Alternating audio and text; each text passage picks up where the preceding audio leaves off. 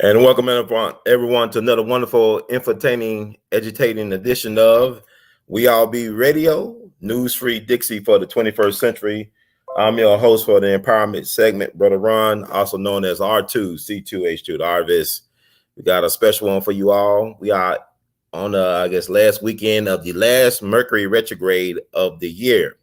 So it's the last Mercury retrograde of the year.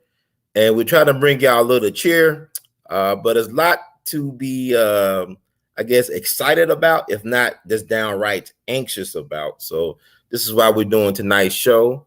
Got a great guest on, Sister Kera Dangerous of Kera Dangerous Talks, which is also featured on Never Leveled TV. That's Never Leveled TV. You can also sign up to her YouTube channel. Let me find this YouTube channel for you all. Thank y'all for being patiently waiting. Let me see if I find her on the YouTube channel. This is Kera Dangerous, and I also have another special guest on here. Long time coming. I know Short got to talk. Oh, yes, he will. Dr. Randy Short will be on with us today as well, or tonight rather. Just trying to find. Okay. Let me put that out there.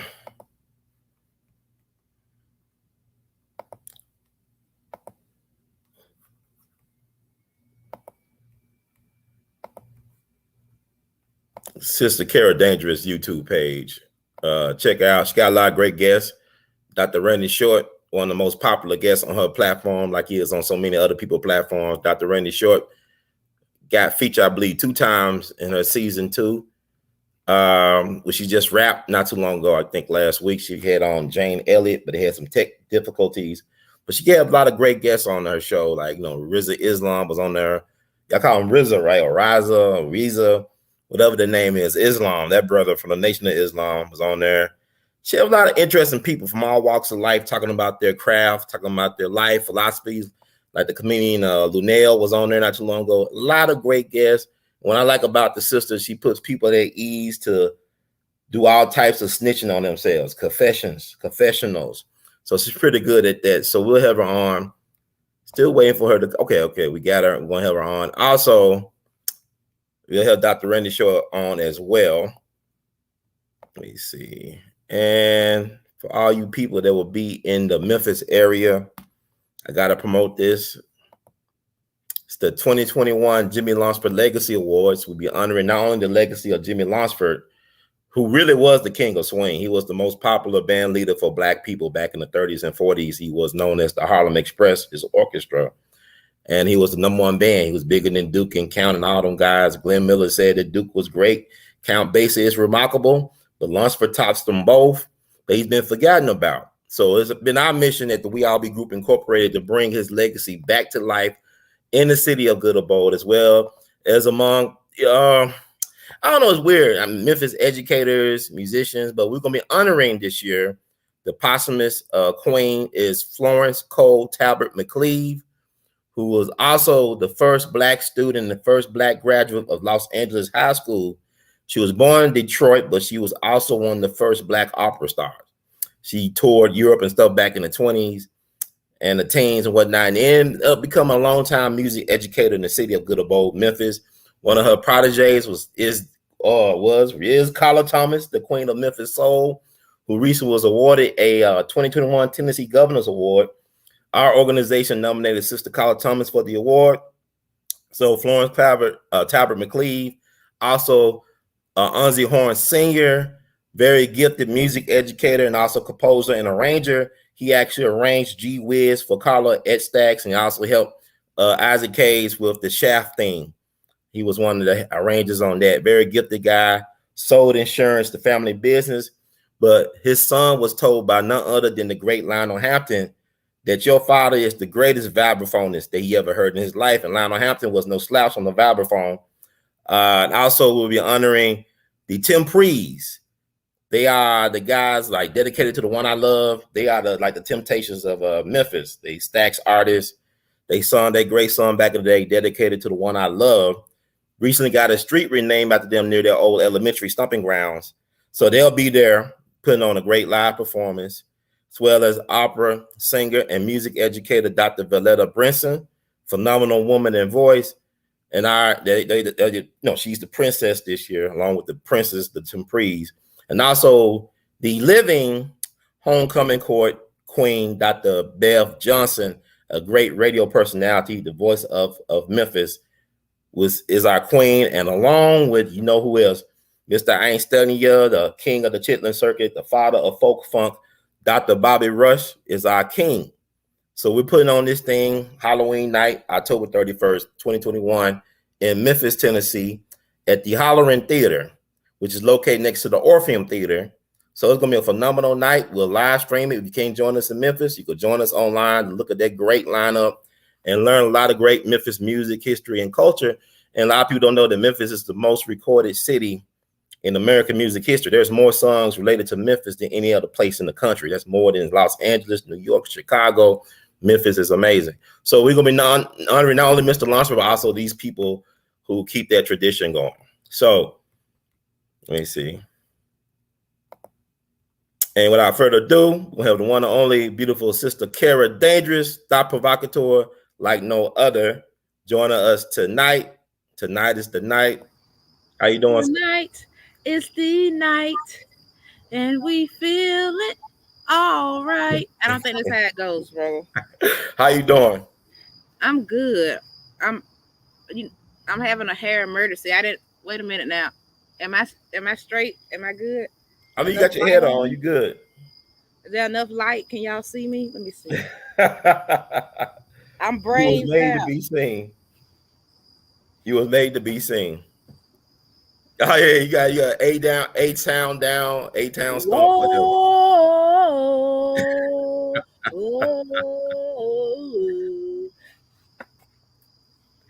So you got a lot going on. You just wrapped up season 2 of Kera Dangerous Talk.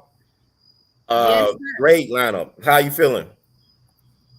Okay. I'm feeling great, man. You know, had a great season 2, a little shorter than what I thought. I mean, after you do over 40 shows for the first season, I don't know how many I had, but I just know it was a lot. Haven't even finished posting the first season yet, which is crazy. Second season came on Never Level TV, the largest black-owned independent streaming network. Feel very privileged and to be able to come on with Never Level. I'm telling you, and you know, it's just been a great season. A lot of great guests. You know it, Ron. You've been tuning in. Got some great numbers on the network. You know, gaining a lot of fans in a lot of different places around the world. So, really happy about that. As you can see, there's my YouTube. If you guys haven't subscribed already, please subscribe and sign up for notifications. If you see a gap in me posting right now, that is, I'll be back to posting very soon. So tonight's a special treat because I haven't posted a video in a while. So I said, let me come on here with my main man, Run. Okay, it feels like a privilege and honor to have you on. Also, you got something coming up at the end of the month as well. Can you talk about that? Oh yeah, so I mean, the All Black convention. Dr. Boyce Watkins invited me out. You know, he has a big social media following. He's a financial expert as well as a social influencer, a social commentarist, and I'm just very pleased to be a part of it. I'm gonna get a chance to moderate for one of the breakout panels or something like that.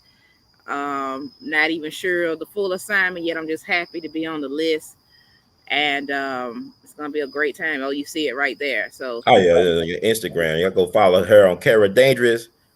Like, it'll be a great lineup, and it's an honor to have you on. I mean, you're really doing some amazing things, sister. Really amplifying these important messages, helping people to amplify their messages. You really are. I guess this is your ministry, so to speak, because like you get folks to confess things they normally not comfortable confessing, which is like, I guess, a gift for you. You made people really feel at ease being themselves and telling on themselves. How you feel about that? Well, I'm going to answer your question, but scroll down on that so they can see the location. You can still buy tickets to this convention. It's in Champions Gate, Orlando, Florida, at the Omni Resort at Champions Gate, Orlando, Florida. But as far as your question, you know, I just try to welcome people and be sincere. And and have a great talk. And I won't say conversation since it's Kera Dangerous talk. I just try to have a great talk with them, and help them to feel welcome and comfortable. And I grew up being able to do that. I'm from the South, and our main thing is making people feel welcome and loved on when they're in our space. So when they come on Care Dangerous Talk, it's like they come into the South again. I want you to feel welcome. Come get this homegrown talk and enjoy it. And then after the show, you can get the itis because you're so full of everything that we talked about. That's excellent. That's good stuff. Like you moving in the right direction. So, like I said, there's a lot to talk about. We got Dr. Randy Short on the dais as well.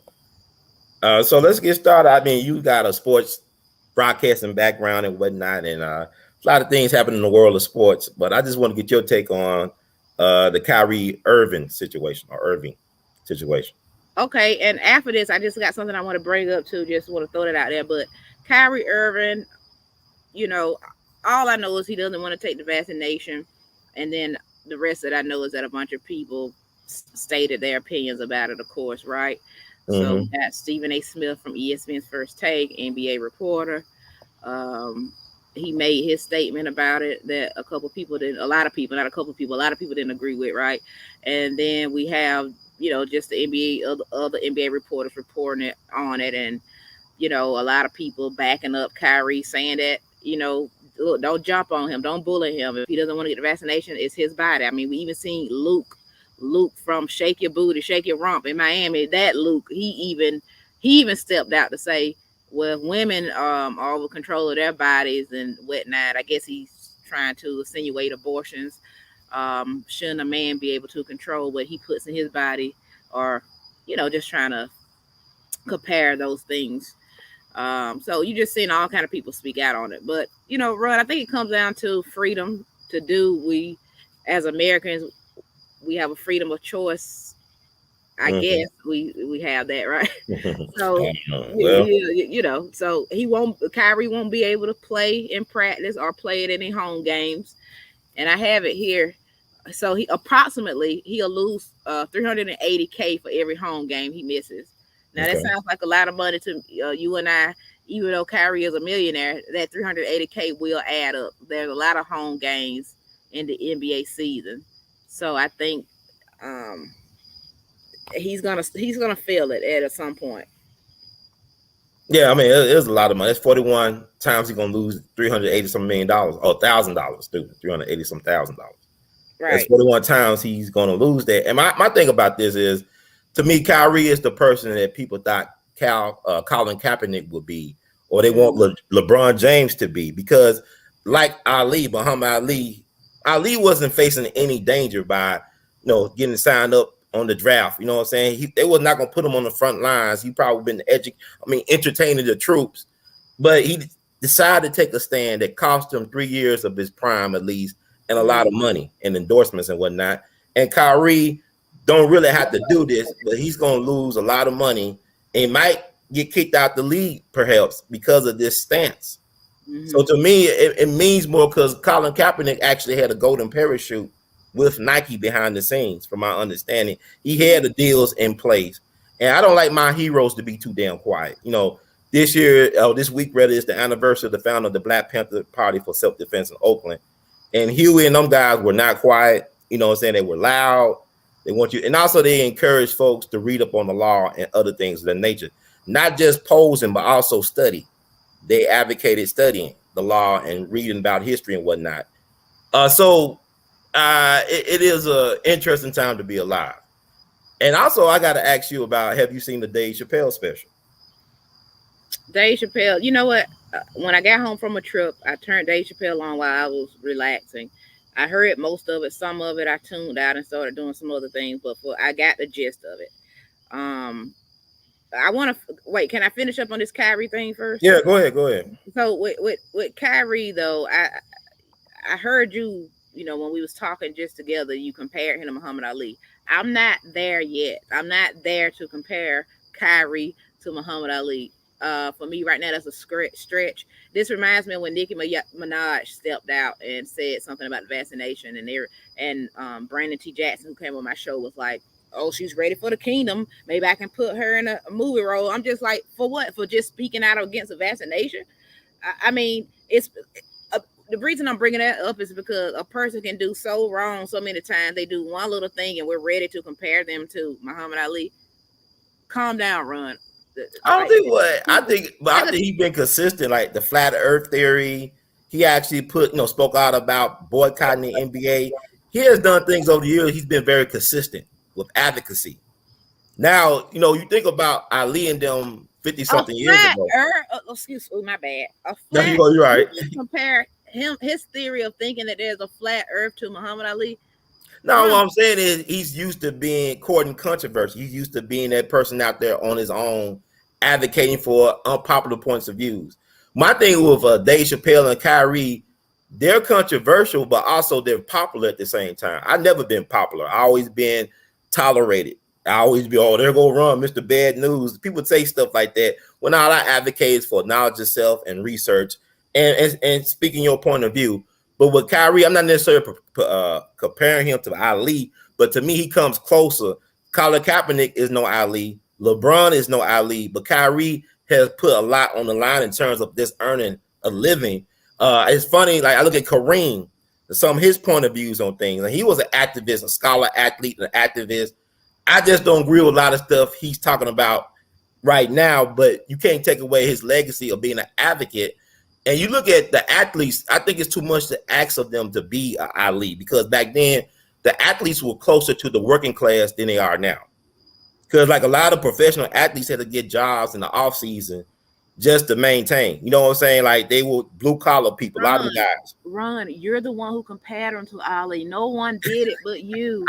I think people thinking it though. I see people saying. No, I was not. First of all, I like Kyrie as far as he can play basketball really good. I like him when he dresses up as the old man. I forgot what you call him. I seen the little movie. Yeah, Uncle Drew. I even like his sneakers. But look, I haven't seen Kyrie be black and proud.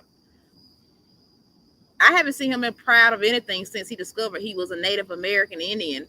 Mm-hmm. I mean, and don't get me wrong, I think it's good that he can stand on his 2 feet and stand up for what he believes. And I'm with him on that. I'm not disagreeing with that at all. I'm just saying I don't know if you can compare him to Muhammad Ali just because he doesn't want to take the vaccination. I mean, I think that if you follow Kyrie, he's taking this Native American background so seriously. They even said that he comes to the games early. He's in the gym where they're going to play that night. And he brings sage that the Indians would use, and he sages the arena. This is how serious Kyrie is. So in saying that, you know how Native Americans were about health and their bodies. So I think he's taking it from that stance more than it is a black stance of you that makes sense at all. I think Muhammad Ali had more self-pride in just being black. But yeah, of course, he's standing on his principles, and I am proud of that. I do tip my hat off to him for that. Yeah, but I even go farther that Muhammad Ali can't compare to Paul Robeson. You know what I'm saying? Paul Robeson, he was a lawyer. He one of the first black All-American football players, one of the pioneers of the NFL.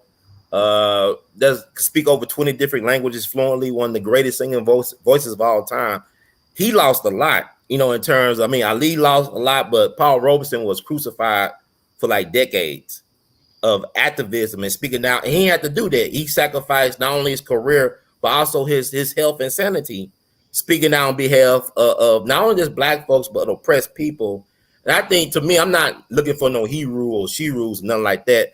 I respect the person that's willing to put their money where their mouth is and willing to take sacrifices just to make a point, regardless it's about the jab or not to jab.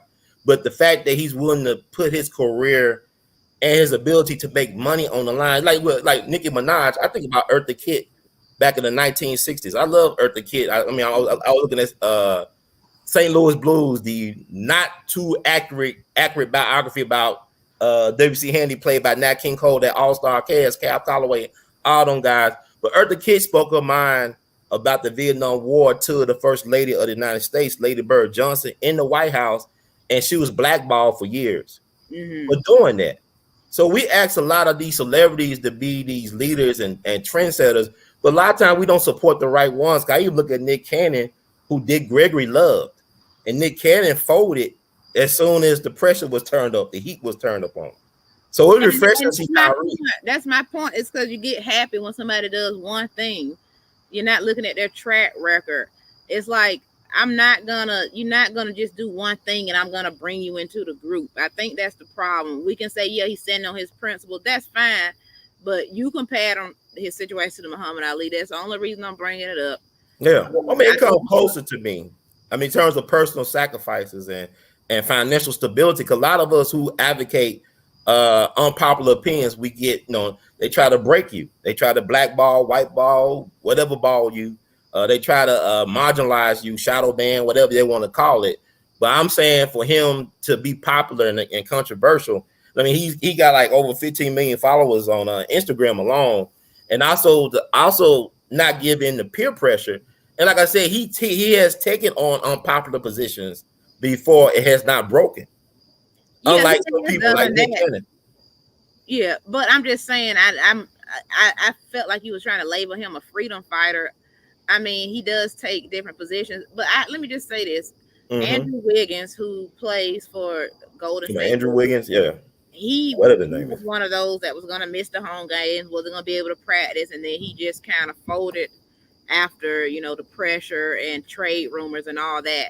And because he said, like, if if he's forced to do it, he will do it. So once it came to, hey, you won't get paid, then he said, look, put my hat back into this ring or whatever, and I'm gonna take the shot. So yeah, Kyrie, good for you for standing up to what you believe. And a good point he made, he said the reporters, they'll get on TV, they'll talk about me, but they won't say it to my face.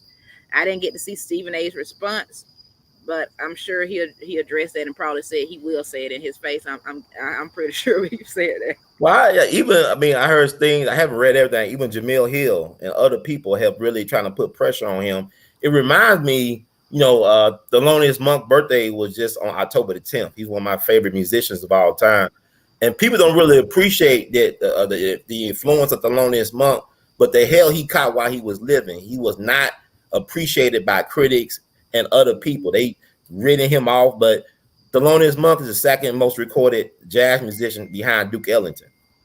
And he only wrote 70 songs. And his Round Midnight is the most recorded jazz song of all time. This guy only wrote 70 songs. Duke wrote over 3,000 plus songs. But yet, Monk had to pay some dues. People wouldn't come to his shows and stuff like that. But had he not endured, a lot of things we take for granted now we would not have, in terms of, if you look at a late night show or you look at a commercial, you're hearing elements and echoes of Thelonious Monk's music. So he took a stand just by artistic integrity and being a man. And you look at Dave Chappelle. Like I tell you, Dave Chappelle's the Virgo, right? You remind me of Charlie Parker. Yeah, I can make music and make you dance, but I want you to listen. Yeah, I can tell jokes that can make you laugh, but I also want you to listen to what I'm saying. So what I'm saying is, you see, it's the black man that's masculine who got to take these type of stands in order to move society forward. Thelonious Monk was a family man. He was a straight black man. He took these stands to move the music forward. Kyrie Irving is a black masculine man. He's not wearing dresses. You look at Russell Westbrook or Dressbrook or whatever. He did that documentary on Tulsa, Oklahoma. Then by the end of the year, he wearing a dress. And all that was about destroying, undermining black masculinity, Tulsa. Because when the black men were fighting back, they were winning. But as soon as they turned their guns and selves over, the whole town that part of the town got burnt down. See, it all comes down to, are we going to support and promote black masculinity? Well, you know what? I'm glad you brought it up. Now, you was asking me a question before I kept going on Kyrie. Go ahead with that next question you was going to ask me. Well, I'm going to ask you about Dave Chappelle. Like, have you seen his latest special, and what's your thoughts about the fallout or about the special about Dave or whatever? Well, like I was saying, I watched some of it while I was relaxing after a trip. And I felt like that whole special just to address the trans community. I mean, if you were looking for just Dave Chappelle comedy, be hitting different points, maybe at the parts I wasn't paying as much attention to, maybe he talked about something else. But that's all I got from it. I mean, at some point I was like, okay, I would like to hear something else. But then I just said to myself, hey, obviously Dave needs to address the trans community, the LGBTQ. So this was basically a special for them. Um, I mean, he brought up some great points, valid facts. Um, when you look at the support the LGBTQ receive and the things they're able to get done. I mean, we see how President Biden supports them and President Obama supported them into getting things put into action with laws and making sure that they're safe and on jobs and everything. But when it comes to just the human rights that Black people haven't been able to receive or the lack of respect, you know, that is something to point to. And then when you look at the history of the LGBTQ, I don't have all the facts about it, but I know that the symbol came from was broken down from a Black organization symbol. They took the rainbow, which I think used to be, it wasn't as colorful, but they took part of a Black organization and mix it into their thing. And we've seen white people do that a lot of times when it comes to Black people. They need our support in order to get um, to where they need to get, like the feminist movement. The white feminists had to come out and recruit Black women, which was really a detriment to us because the Black women and the Black men were kind of solid during those times. And it's almost like they made an extra issue by coming in and recruiting Black women. So when I see Black feminists today, I'm just like, do you know really about that movement? Because why are you a feminist? Now, don't get me wrong, Ron. I was that girl when I was in middle school. I tried to play football at recess with the boys, tag football. Let me tell you, one of our white coaches who coached middle school football, I believe it was, he did not want me to be out there. But I said, no, I'm going to do this for girls. This is for all the women everywhere. I'm going to get out here and I'm going to play football. So I remember it like it was yesterday. It was two other girls from my class. They was like, yeah, Kara, do it for the girls. So Ron, we out there playing. We out there playing so hard. Somehow somebody threw me the ball. Ron. I'm talking about I'm going, Ron. I see the touchdown from here, baby. I'm running. The next thing I know, bam, somebody hit me, man, on the side. Run. I know that the dudes hit me on purpose because they did not stop and come back and look at me. They didn't come help me or anything. The coach didn't blow the whistle. Now you can't get away with this in school today. But the coach I had, they were very traditional. They wanted boys over here, girls over here. And I couldn't even move. I was so hurt from being hit that the two females, they were taller than me in middle school. They picked me up. They literally carried me up the recess steps, back up to the top of the building. Okay. Because we played down in the field. And that lesson never that lesson never left me, Ron, because when I look at females be a feminist, I'm like, I get what you're trying to do, but that lesson taught me no matter how tomboyish I am not a man, okay? And it also taught me that I don't want to be hit like that. As a female, our bodies are built different. I forgot what was the reason for me even bringing this up, but I'm sure in the whole midst of things, it makes sense to you. The point is that there's a place for everyone, and we're in a society now where everybody wants to be in every single thing, and some things that you're just not supposed to be into. Right. You're just not. God didn't make you able to do this and do that. You can get rid of the genders all you want, but naturally, how God made us, some things women just, their body isn't made to do. Some things men aren't made to do. Right. And he made us like that for a reason. I'm done. That's it. No, that's good, Kyle. I gotta ask you too. Speaking of men, I say you got a sports broadcasting background. I gotta ask you about the John Gruden situation with the emails, where this guy got fired from the NFL for some emails he said when he was not employed by the NFL. Okay, so John Gruden and my brother-in-law, we talked about this. Shout out to Arthur Coleman, my brother Coleman, salute. Yeah. I worked with John Gruden. Not a lot of times. But I'll be honest, I didn't see him a lot of times. I didn't work with a lot of times at ESPN. But I do remember one particular time I was walking by the mini calf, my favorite spot. That's like recess for adults, where my coffee and snacks are. And he was coming the opposite way. And I stopped him in the hall. He was wearing his Super Bowl ring. Okay. And I think he had on more than one. Maybe he had on one. And I said, "Oh my God, let me look at your ring."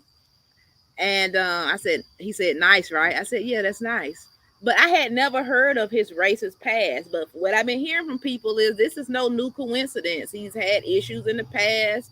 You know, when Antonio Brown didn't want to be on the Raiders, there were some issues then. But I think people were more concerned about Antonio Brown behavior than they were kind of looking at John Gruden at the time.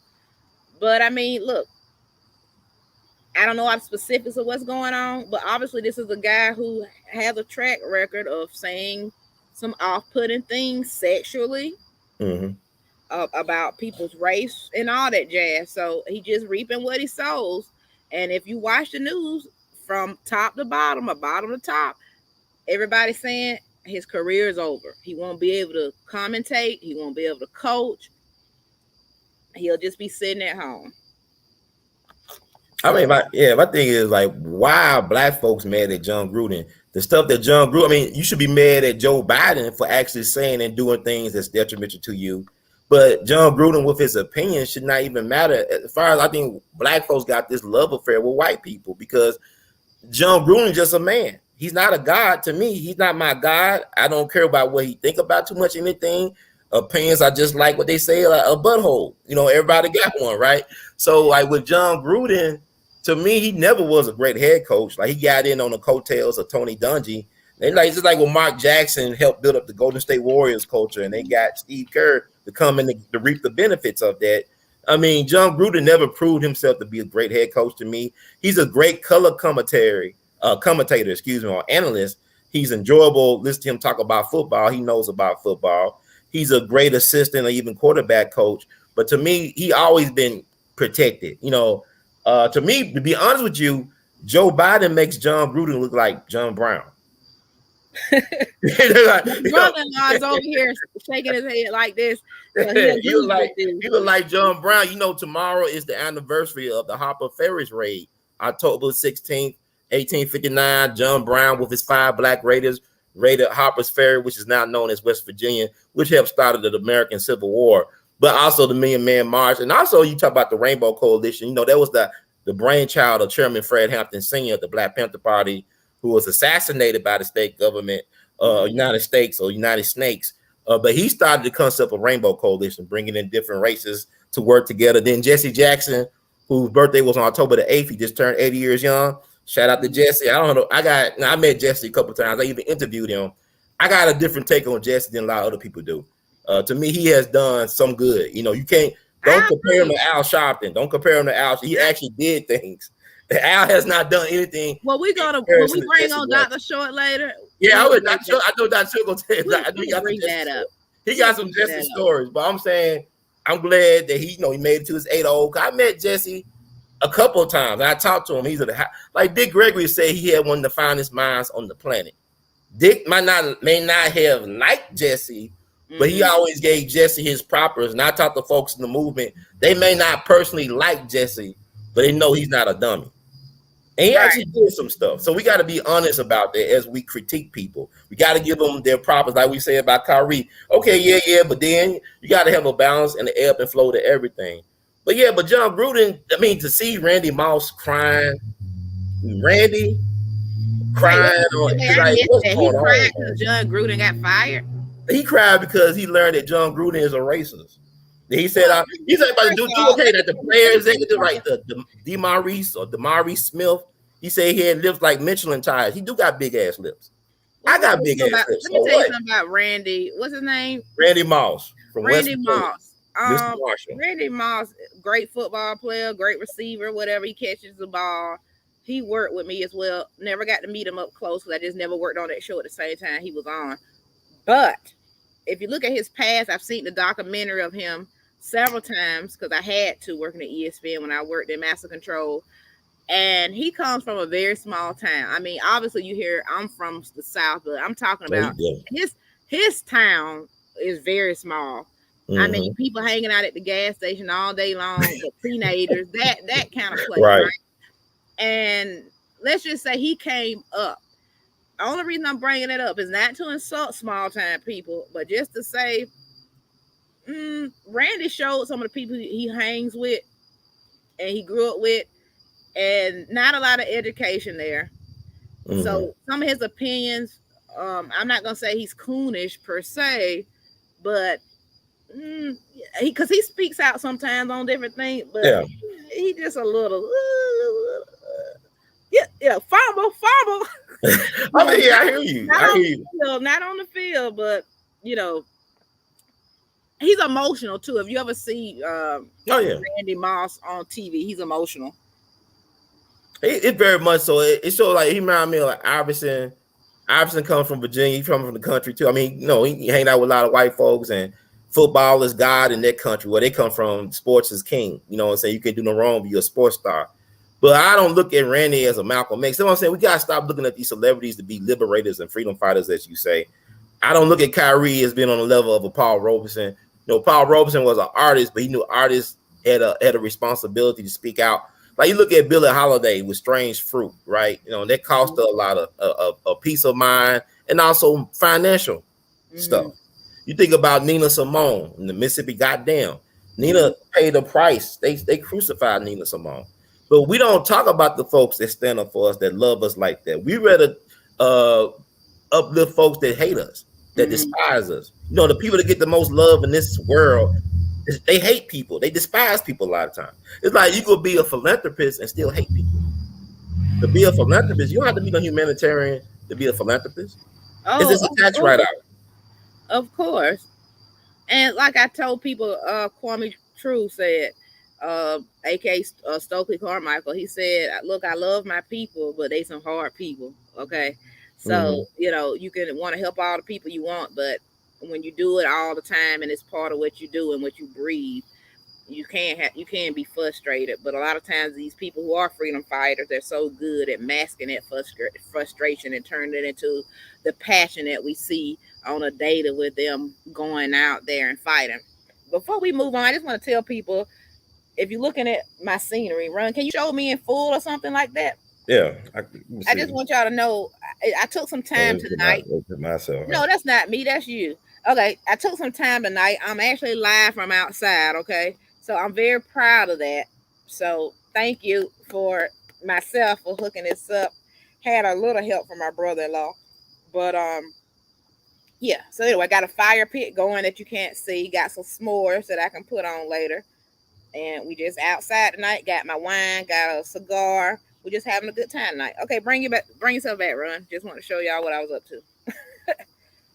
Everybody, that's good. It's a nice setup. I hear the symphony going with nature. Mother Nature got you a symphony back there. Oh yeah. Sound Do I pretty sound? good. But you can hear me good though, Yeah, right? here you go. Yeah, it adds to the adds. I gotta ask you because you do have what's up with this girl, this Kung Fu's lady Sage Steele. What's her issue? She hate black people. She hate her black daddy. She got a black daddy. What's going on with her? Wait a minute. She come in every now and then in the news cycle and still got a job. I guess White Zaddy love her. I would love to have Sage still on my show. Mm-hmm. I reached out to her. Hopefully, look, hey, what I want to say about Sage Steele is this, and I want y'all to listen to me in full first. I worked with Sage Steele for a lot of years. We get along great. Ron, we get along great. Mm-hmm. And on my show, when Dr. Randy Short comes on, or just even by myself, I'm so anti-coon. Everybody knows that I'm anti-coon. Right. But Sage still was always nice to me. So I gotta break this issue down. It can't be black and white for me. Sage still was nicer than me than some people that y'all think is so black behind the scenes. Okay? Mm-hmm. Anytime I was in the studio, she was happy to see me and she would say, Kara, I'm so glad you're here. Now, I did hear my old colleague and associate and somebody I like a lot, Jamel Hill, talk and say that, Sage is very conservative. And she is. And Jamel brought up on Dan Laboratoire's show that Sage would make comments about other anchors' attire. And I do know Sage is very conservative, especially when it comes to even how she dresses. But she's one of those women that, I mean, I was asked several times by different people working at ESPN, how is Sage? She's hot. I got a crush on her. So even though she's conservative, she still has sex appeal, obviously, because men would always ask me about her. And then I'm basically trying to say is that I've heard her say comments, or had people come to me to say, "Oh, well, Sage told me maybe I shouldn't post this picture or something like that." But I don't really have a problem with that, Ron. I don't have a problem with a woman, especially in this day and age, being conservative as far as clothing goes. Now, I'm not one to be like, oh, well, it's not okay for this woman to wear that. I mean, unless you Lizzo and you're just being ridiculous, but I don't have a problem with that side of stage. I think the issue that's deeper is this mulatto issue. Okay. And until Black people really take a look at that issue, what are we really talking about? Okay, it's several parts of this story. Okay, for one, okay, Sage talked about Obama. Now, this is the part I didn't like. It wasn't that she talked about Obama, it's what she said. She said that how can he just call himself part Black, but his dad left him, so wouldn't he want to honor the white part? Like, it was something like your dad wasn't there for you, so why would you even claim the Black part? Got a big problem with that. Got a big problem with that. But this is what I want people to think about, this other piece of that. Okay. If Sage is mulatto, and normally I'm one of those people that say they got to understand they Black. Okay, normally I'm one of those people, but when I thought about it, this is what I want to let y'all know. My mother always said, if you start off with something little, you'll do something big. Like when I was a kid, I stole a small piece of chocolate from the store, and I ended up telling on myself. And my mom made me take it back to the store run. And the owner, he wanted to give me a bigger piece of chocolate. It had coconut in it though. I said yeah, but I didn't really want it. But the point was, if I didn't tell on myself and my mama didn't make me go back to the store to take it back, who knows? Maybe I would have turned into a serious robber later. So my point with Sage is that if she's mulatto and she wants to say she's white, okay. If we got men and women who can say that they are a woman but they are a man, why can't say she just white then? Now, I'm not agreeing with her, but I'm just asking you, if one thing is crazy, then why isn't that shit crazy? She married to a white man, right? She's married to a white man. I want y'all to listen to what I'm saying now, because I've seen anchors that I know talk about Sage, and I'm not saying I agree with her, but if a woman can tell me that they are a man now, and a man like Bruce Jenner can win Woman of the Year after dressing like a woman, cross-dressing like a woman for 1 year, then why can't Sage, whose mother's white and father's Black, say she's white? If she don't want to be Black, we don't need her. Now, yeah, we know the world look at her like she's Black, but why do we want turncoats to want to be Black? I don't want people anymore who don't want to be Black. If you don't want to be Black, then we don't need you. Okay? And is she married to a white man too? Is she married white? She was. I heard some people say she was divorced. I'm not sure. But she do identify mostly with her white side than the Black side. I've heard some people say she acknowledged the Black side. I've never had a conversation with her about her race. She brought her father to work. They did a whole veteran story about her dad. So obviously she knows she's part Black, or Black because her dad's Black. She talks to her father. Her father didn't leave her, unlike Obama's dad. So, but y'all gotta make stuff make sense across the board. We're trying to pacify one group, but we got to tell this other group, you can't be what you want. I can't even be Black and free, but a man can be a woman can be a man. Okay, and if that's the case, then you can't get mad at Sage for saying she white. Y'all Black folks, you let that white lady that got the crocheted braids, y'all let her doing the NAACP, you let her go to college and tell everybody she Black. And I see Black women all in the comments. Well, if she want to be Black, let her be Black. If she want to be Black, let her be Black. Okay, y'all promote that, but y'all mad at Sage. Now, is she ignorant? Hell yeah, Sage is ignorant. And I like her as the sweet person she is. But y'all got to make your choices. I'm done. That's all I got to say.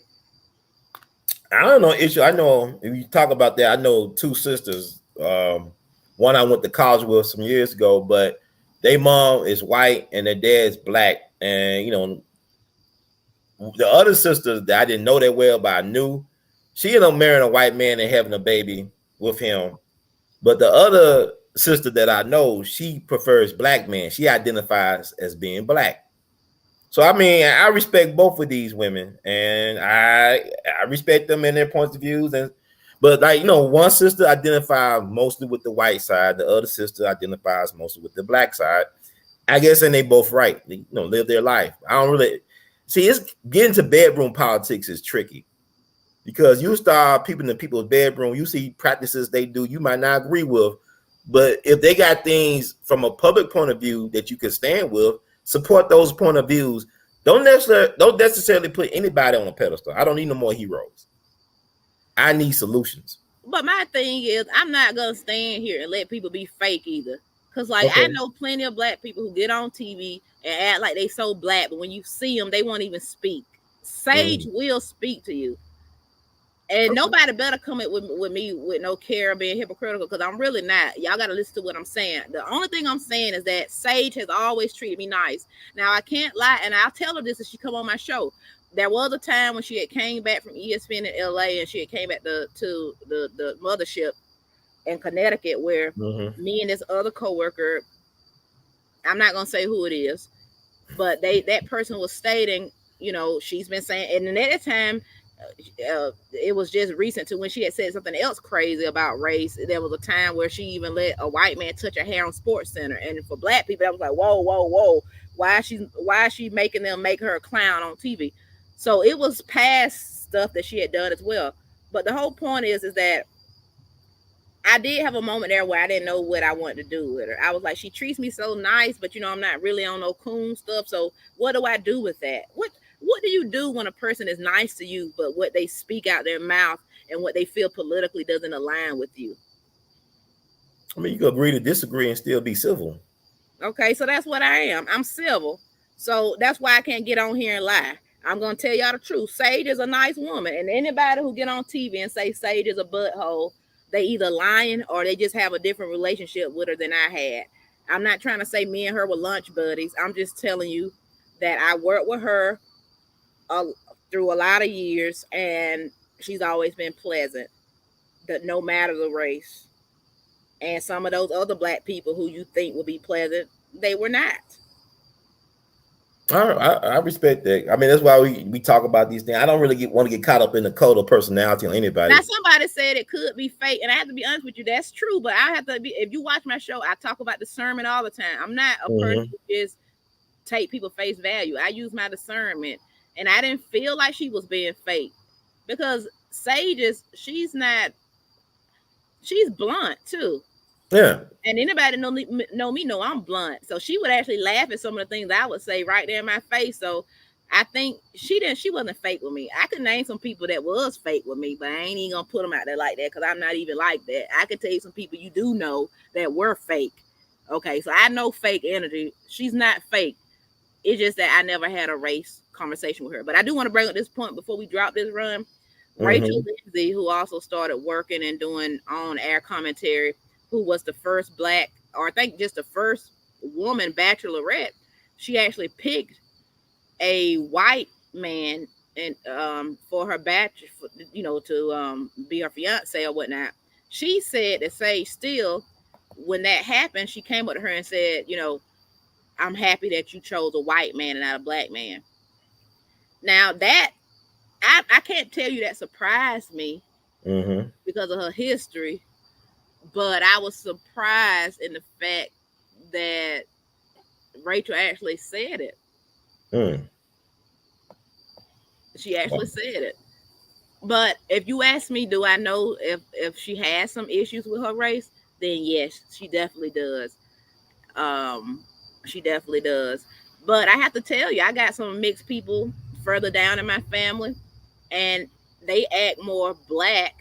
But I don't think I'm the only person who have this experience. But when you meet mulatto people, they normally act 2 or 3 ways. They either the type of mulatto person that only hang with white folks, okay?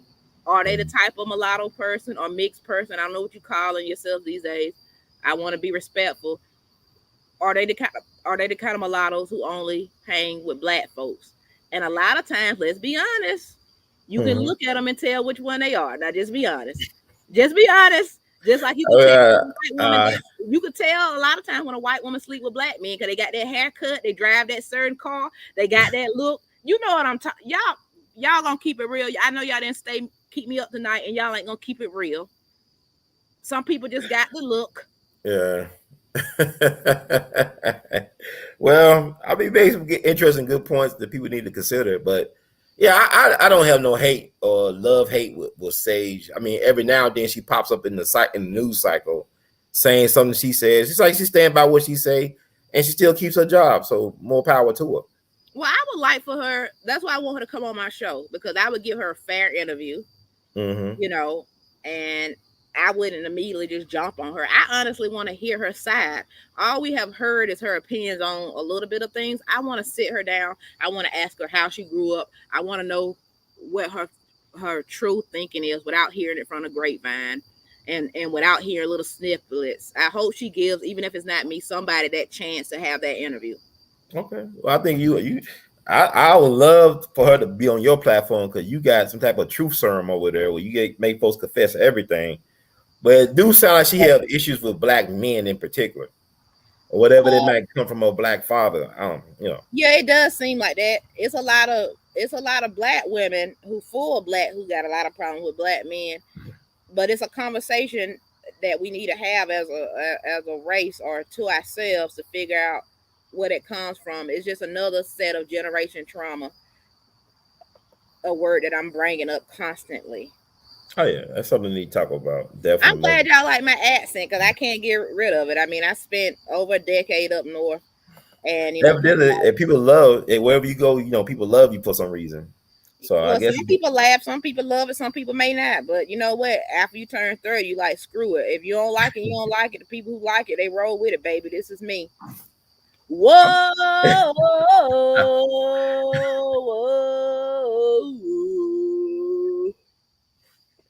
Obviously, I guess we could bring on Dr. Short. He's been patient. I don't know if he's Dr. Short. Bring them out. Yeah. It's hard to rail when the barrel's in your mouth. I think Dr. Short want to give him some dinner or something. But you've been holding patiently. But I definitely want to get Dr. Short in, take his take on something. I ain't scared of Dr. Short. Dr. Short, I don't think I think he went to the restroom or something. Hopefully he'll come back on.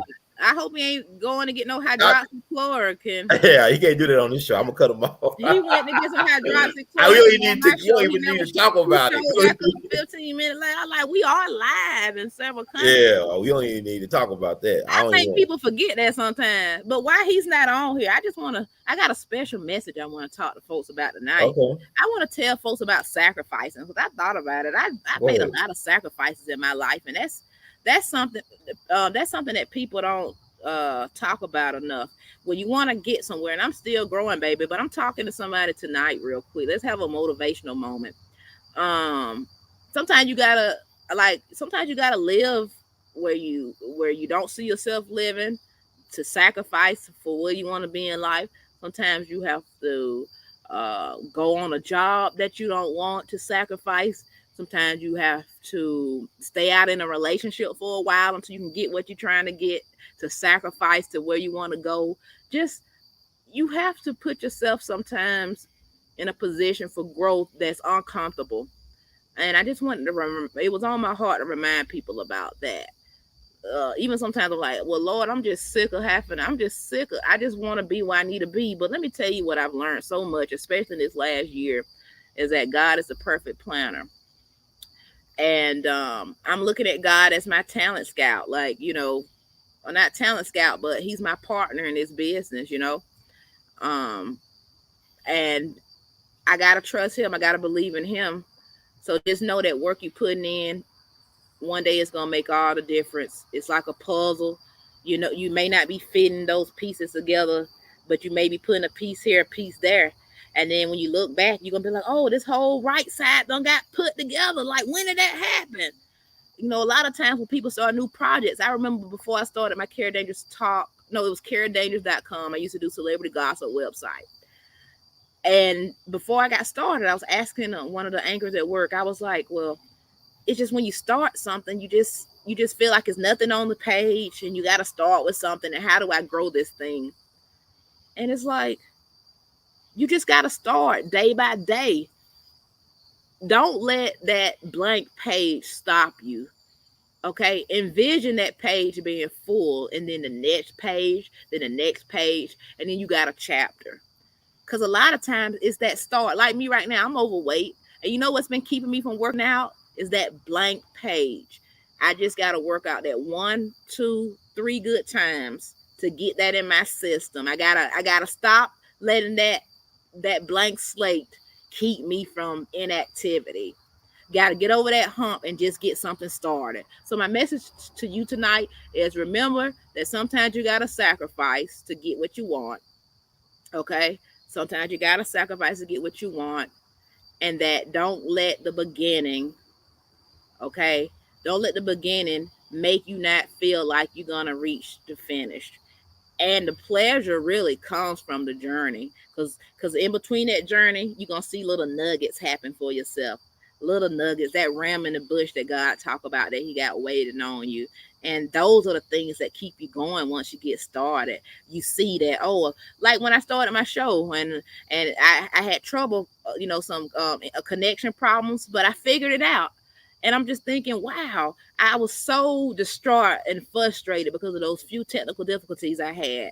And now I got it all. I got it. It's not even an issue for me anymore. It's just that's it. That's it. So I just wanted to give y'all that tonight. And yeah, that's it. Run, come back. Yeah, that's right. And we got somebody who coming back, speaking of making a comeback. Brother right here wrote this book. It's on Amazon. Slavery's Mastery. Don't call it a comeback. Yeah, don't call it a comeback. Don't call it a comeback or nothing like that. Right. Yeah. Nah. Big book. It's bigger than the phone book. A lot of information. This is lifetime of scholarship and Black excellence. Very great brother indeed. He's been very patient because we got to reap the whirlwind. The levee's about to bust again. He about to bust these levees wide open. I don't mind making Dr. Short wait. Hey, he gonna get his in. He gonna be like Tyson Fury. It's like Deontay Wilder. He'll get his in. He's starving now. He's finna come on to the hunt. That's right, the one and only Dr. Randy Short. Oh, hey, Dr. Short, how you doing? Oh, I'm okay, and you? I'm good, man. It's good to see your face in the place. Dr. Short been busy, actually. Let me get him in. He been putting in work over the last several weeks, on people's shows that I enjoy. So I caught the Darren Muhammad show this past Hump Day Wednesday. A lot of great information. Doing all right tonight, Doc? Yeah, I'm doing okay. There's a lot to talk about. What, you growing waves? No, I'm not growing waves. Not at all. I don't want to get my hair cut. And okay. So, and my hair is wild. I mean, I was thinking of just having it wild, and that would probably be offensive to your audience. No, you should have had it wild. Do like you told Roland Martin. I don't care if my hair's all over my head. I still look better than you. What is that, a 24-hour shadow you got on your face? So, no. What do you mean? Here on my eye? No, I'm saying... Oh, you mean he needs to shave. I don't know if he needs the magic shave or something. He's got enough money. I mean, I don't mind you seeing my hair. I just patted down. But in fact, what I really want to put on is my damn glasses. Well, why Dr. Short is rambling around? I want to say to your audience. Right, I'm not going nowhere. What was that Lola Poppy? You say you was lost, and I lost you in thought. Is that a good or bad thing? Because I thought I was giving y'all some good Jews there. You keep it coming. Let's talk. Shout out to Let's Talk. You're a good brother. Thank you, Let's Talk. I always appreciate the support. Yeah, he's good, bro. He got a great YouTube channel as well. A lot of information talking among us, for us, and by us. B1. Appreciate the support. Hey, and let me say who you're going to call Coon Busters to all the people over in Fake Book that are watching on my greatly reduced Facebook channel that only has 738 people. I had 5,000 and then some, and they've been so mad at me. So but you grown that quick though. Well, not really. I haven't tried to bring everybody on. Every so many people are trying, all these fake ass Africans trying to sell you Bitcoin and steal from you, or people trying to sell sex, and I don't even know if the sex is any good. There's no way for you to try it out first to see if it is any good. Isn't it interesting? You don't get an underwriter's, you don't get a little U on a vagina. You have to like take a chance. It could be good or it could be bad. It could kill you. It may be the best you had and it still kill you. So I just don't add as many people as I once did in Facebook. And I'm trying to think. I must have taken them off. These are these glasses. These are my Clarence Thomas glasses. So I'm gonna take all your human rights away if I wear these. I want to wear the more cool glasses. I'm trying to think. Where I put them? I hope they didn't fall. Anyway, I'll find them. In fact, you know what? I had them on. Give me just 1 second. Y'all talk for just 1 second. I'll be right back. Right back. Well, Lola or Layla, I'm glad I had you thinking, babe. I'm glad you liked what I was dishing out. All right, ask you about the robot dogs that people are talking about on social media. These robot dogs they got out here. Some people say they already been weaponized. They got guns on the robot dogs allegedly. My brother right over here was talking about that the other day. He was like startled. He was like, they got robot dogs. I'm like, yeah, they coming to shoot you. You a black man. You gonna be his first target. It's like these movies, like you look at iRobot, Terminator. All the movies are becoming real now in real time. All the movies that prophesied about, even with the UFO thing. I mean, we're gonna have some visitors moving next door from outer space. It sounds like, and I do believe that they kidnapping black folks to build some type of slave colony on Mars or something. They got a lot of missing black people. Dick used to talk about that all the time. Dick Gregory, missing black folks. I just want to let everybody know I am shooting live on this. I'm on Instagram live as well. You could join me on YouTube on We All Be TV channel, and we're talking about a lot of stuff. I want to hear Dr. Short talk about Lizzo because she went straight butt naked with just. We can't talk about Lizzo because they'll ban us. Oh, that's right. I think it's interesting. No, I'm saying like it's weird where you can't critique people like it's a thought crime to even think about Lizzo. And I don't even really think about her. But I would say this about Lizzo, I think it's unfortunate that she allowed herself to become this type of joke instead of her talent. She's very talented. Like she's very talented, but your talent is getting overshadowed by the other stuff, the circus of it all. May need another station. I'm trying to hook up my laptop before it goes out in 22 minutes. I understand it's Mercury retrograde. This is last weekend of Mercury retrograde, the last Mercury retrograde of the year. Okay, here we go. That's my main light, so I need that one. Okay. All right. These are the. What's up, Matt? Thank you for checking out. Please join us on YouTube. Hey, how is everybody? Now, you made a comment about there being a slave colony. Yeah. Okay, we already got it. It's called America and Brazil and South Africa and Gaza and Libya. We have lots of slave colonies. And forgive me, the lights from these computers and laptops jack my eyes up. And people, I did jack everybody's eyes up. Well, no, but if you get these cheap glasses I have that have blue light protection, it keeps you from having eye strain, migraines. And so my vision is great, but my eyes don't like the blue light. So I have all these computers and such. My eyes will be jacked up. So pardon me for that interruption. No, you fine. You good. You good. But I got to talk, Dr. Shaw. I got to ask you about, because you know the Chappelle family. You friends with Dave's mom. That's your mentor. I know his mom. I know his brother. I know his sister. I know some of the nieces and nephews. I know some cousins. I've met him off and on over the last, say, 35, better part of almost 40 years. But I do not know him well at all. But when you think about his stances and recent comedy specials, you think he's legitimate? He's a legitimate personality. He's a legitimate talent. He's a legitimate comedian. I I have to say too, the show made a lot of points that I agreed with, but it wasn't funny.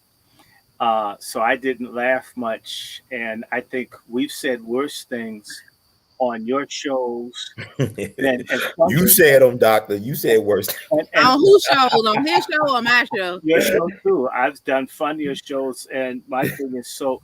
I think maybe he needed to get something off of his chest. More power to him. A lot of people need to get some stuff off their chest. It's ridiculous what's going on with us as a community, if you understand what I'm saying. And if you ask me, it's Dave has said this kind of stuff before, so this isn't new. This isn't new for Mr. Chappelle to make commentary. And by the way, Mr. Chappelle's commentary wasn't really anti-gay as much as it was anti the excesses of the trans community. The trans community pushes the envelope too far. You know, I would tell anybody that you don't want to see folks messed over, mistreated, all of that. But now, right here where I am, outside of Washington in Loudoun County, the superintendent of schools is trying so hard to appease trans students and tell a boy can put on a dress and repeatedly rape girls and they cover everything up and threaten the families. I mean, pardon me, if fuck that. And the parents, if the parent goes into ask, they make him a terrorist because he's upset about his daughter being raped. That must be a punk ass white man, because the average white dude would have shot up a whole bunch of folks at Starbucks or something else on just the general principle. So what did Dave Chappelle really say other than gay and black aren't interchangeable? I mean, so in reality, and people should be quick, don't make him a hero or figure. He's a man, he wants to have his own life, who happens to be in the comedy business. Bob Hope never had to stand up for anything. None of the white comedians have to stand for anything. Now, should people do it? On general principle, I would think yes, because the situation has died. Does he have to do it? No. He walked away from $50 million. I know black folks who would kill the next black person for 10. So on that basis, there's some greatness, if nothing other than he doesn't want to be bossed around. Isn't that what Rosa Parks did? I don't know. Why do you folks push us around? Not that I would compare him to Rosa Parks, but I'm making a point. He doesn't want to be pushed around. The man has been in the business. He's 48. He's been in the business at least 30 years. Can't you at a certain point demand respect or have your opinion heard, in as much as people pay to hear what you have to say, and whatever ratchet way you decide to deliver it? I didn't find the show funny. I found the show to be on point on a range of issues. Dave Chappelle didn't denounce the gay community, and Dave Chappelle is an ally to the gay community. That's no secret. So to cast him as a homophobe is a lie. If you heard the same show I heard, and you have a man talking about he wouldn't mind going to a glory hole and how he's a stonewall gay, Dave Chappelle almost said, "Look, I'm with gay folk." The only people that didn't hear that are the trans people who are hated by the gay community. So Dave Chappelle, as far as within the gay universe, he didn't really do anything other than say, "Damn, the trans are out of order." Well, did you see the video I posted on my Instagram, Dr. Short, of the comedian Flame Monroe? Isn't she a friend of his, or is that the white dude that's against him? No, this is the trans comic who was on Dunn Lemon on CNN, and he always makes it clear that he has 3 dogs in the fight. He's transgender, and he's a comic, but he said first he's black. He said because Flame Monroe said because he can hide that. Well, he was trying to say, he can put away being trans. He can put away being a comic, but he can't put away being black. And what do I say on my show all the time is that the LGBTQ being gay isn't the problem. The problem is when people are putting so many other things above their race, because that's got to be the number one. Because when you break down some of these groups, they're not even looking out for your people as a whole. Well, there's discrimination and racism inside the LGBTQ. So for any black gay person to think that that group is supportive of you or for you, that is a lie.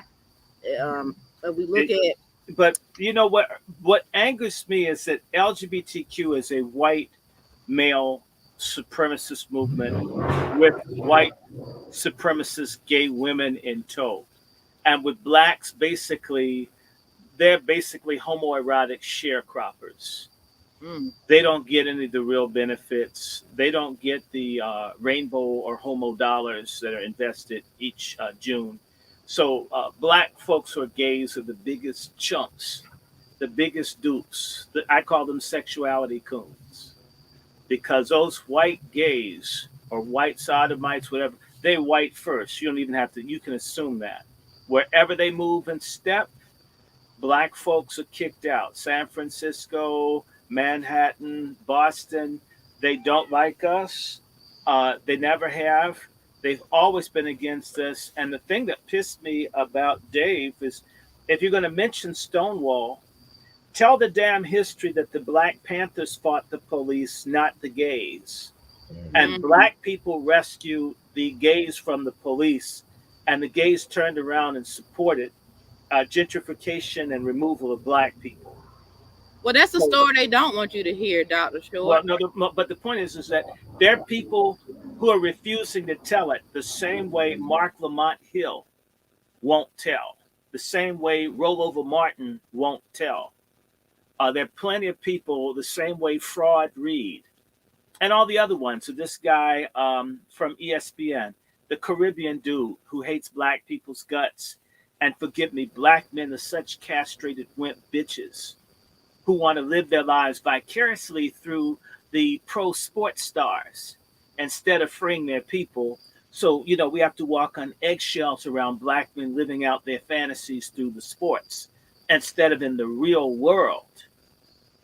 Well, Getting some power, getting some real power, getting some real respect.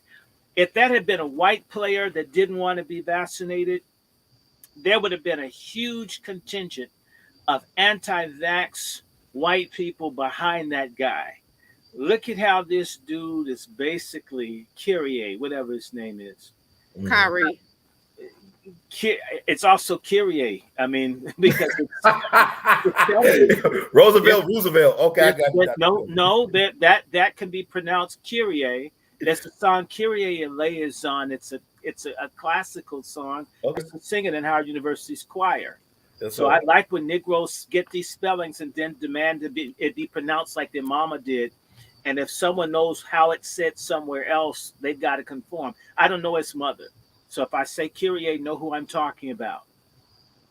Yes, sir. Well, Dr. Short, I just want to say, though, I think a lot of this goes back to black people wanting white acceptance, because we've constantly been duped and bamboozled. Like, I'm glad you brought up the point you did, because like I brought up the feminist movement earlier, black women were duped. And now, you know, we have the LGBTQ duping black gay people into thinking that they are part of that group. Let me be honest, I don't think people are duped. I think that people get sexual access in these movements.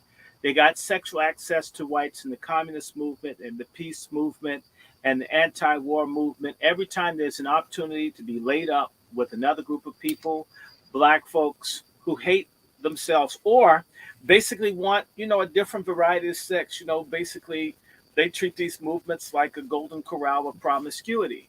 And I'm tired of black booty. I want a flatter, pinker, tighter booty, or a browner one, or one that speaks a different language, or one that has an ideology that goes against the church I grew up in. Black people have a self-hatred problem that's disgusting, it's gross, and it is dominant.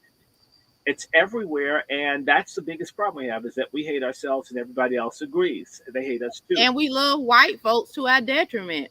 Well, you know, I don't think loving white people You can love white folk and tell their asses off. I said to our detriment, though. Well, no, what I'm trying to say is it isn't love if it's to your detriment. That is, what's the term? Sadism is one. What's the other one? I want to say misogyny or misogyny. It's not that. Forgive me. There's a more complicated term for a person that likes pain. A masochist or something like Masochistic. Yeah. Black people have a masochistic Stockholm syndrome obsession with white people, and that's our fault at this point. So look, I don't hate white people, and I would tell anybody I happen to like my ancestors. I've met some of my white relatives, with the exception of one who's down in Florida who's passing. If you see this, fuck you. Okay. Okay, all right. My other white relatives have been quite cool. Do I hang out with them all the time? No.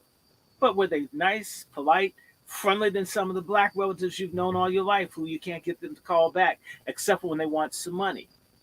So I hated people. Can I ask you a question, Dr. Short? Have you ever had a white friend who didn't let you know at some point that they were white? Now, I want you to think about what I said. Either one of you. Have you ever had a white friend who didn't let you know in some way that they were white? I don't keep a lot of friends that don't. I'd say I grew up with desegregating school. I'm not turned on by people who have lighter skin color, whatever. I'll be friendly to almost anyone. Most white people have a sense of entitlement. I have a white associate, and they pissed me off. And I hung the fuck up on them. And if I don't talk to them again for 10, 20, I'm not mad at them. I'm just not going to put up with it. These aren't friends. These are acquaintances. And people need to know the difference between the two. In fact, most black people you deal with aren't your friends. They're acquaintances. And so I don't think people really know. In fact, black people have sometimes outrageous expectations of blacks, and they have bargain basement expectations. Just a white person doesn't spit on me, they don't hate me, they love me, right? A black person does everything, and it's never enough because we just believe it. So basically, we have everything out of order. I'm not saying all of us, but way too many. And so when we're expecting basketball players, pornographic, hedonistic rappers, I call it Dickie Minaj, and then you've got a comic. There's an interview, I believe it's Malcolm X at University of California at Berkeley, right, who was trashing either Newsweek or Time, talking about black leaders, and they were talking about Louis Armstrong, Lena Horne, and it's 57 years or 58 years later, and we're allowing entertainers, people that make you feel good. Their job isn't supposed to raise issues. Right. In the words of the white broad, Ingraham, who I could care less for, just dribble. The Harlem Globetrotters have just dribbled all this time. I don't know of any strong political statement that the black Harlem Globetrotters have made. I don't know of any strong political statements that the black classic football games or any of this have ever generated, ever. Or HBCUs necessarily make a political statement. And now all of a sudden, we outsource that responsibility to individuals that a lot of us are jealous as hell of, because we never made it, or I injured my knee, or I lost a testicle high, doing the high jump, and I didn't get into the sports. So I'd like to see, like that movie, I'm Going to Get You, Sucker. No, Hollywood Shuffle. Remember, the black dude kept hounding Robert Townsend's character. Why are you going to play that role? You can't do that. And in reality, there are a million niggas that are willing to be vaccinated to be in that dude's slot. they'd vaccinate their mama, their pit bull, and everything else to be on television and play basketball. And they want to see, in their view, if he's dumb enough to leave it all and make all those white folks mad, because they be saying, man, that nigga dumb. He was making 30 million fucking dollars a year, and he gonna stand up and tell the white folk he can't take a shot that the president's had 3 of. Man, that nigga's full of shit. I mean, all the other people, Will Chamberlain would have took the shot, right? The majority of Uncle Ruckus Negroes in our community consider Kyrie a fool if he leaves. And yet some of them don't want the shot, but man, he could take care of the $30 million.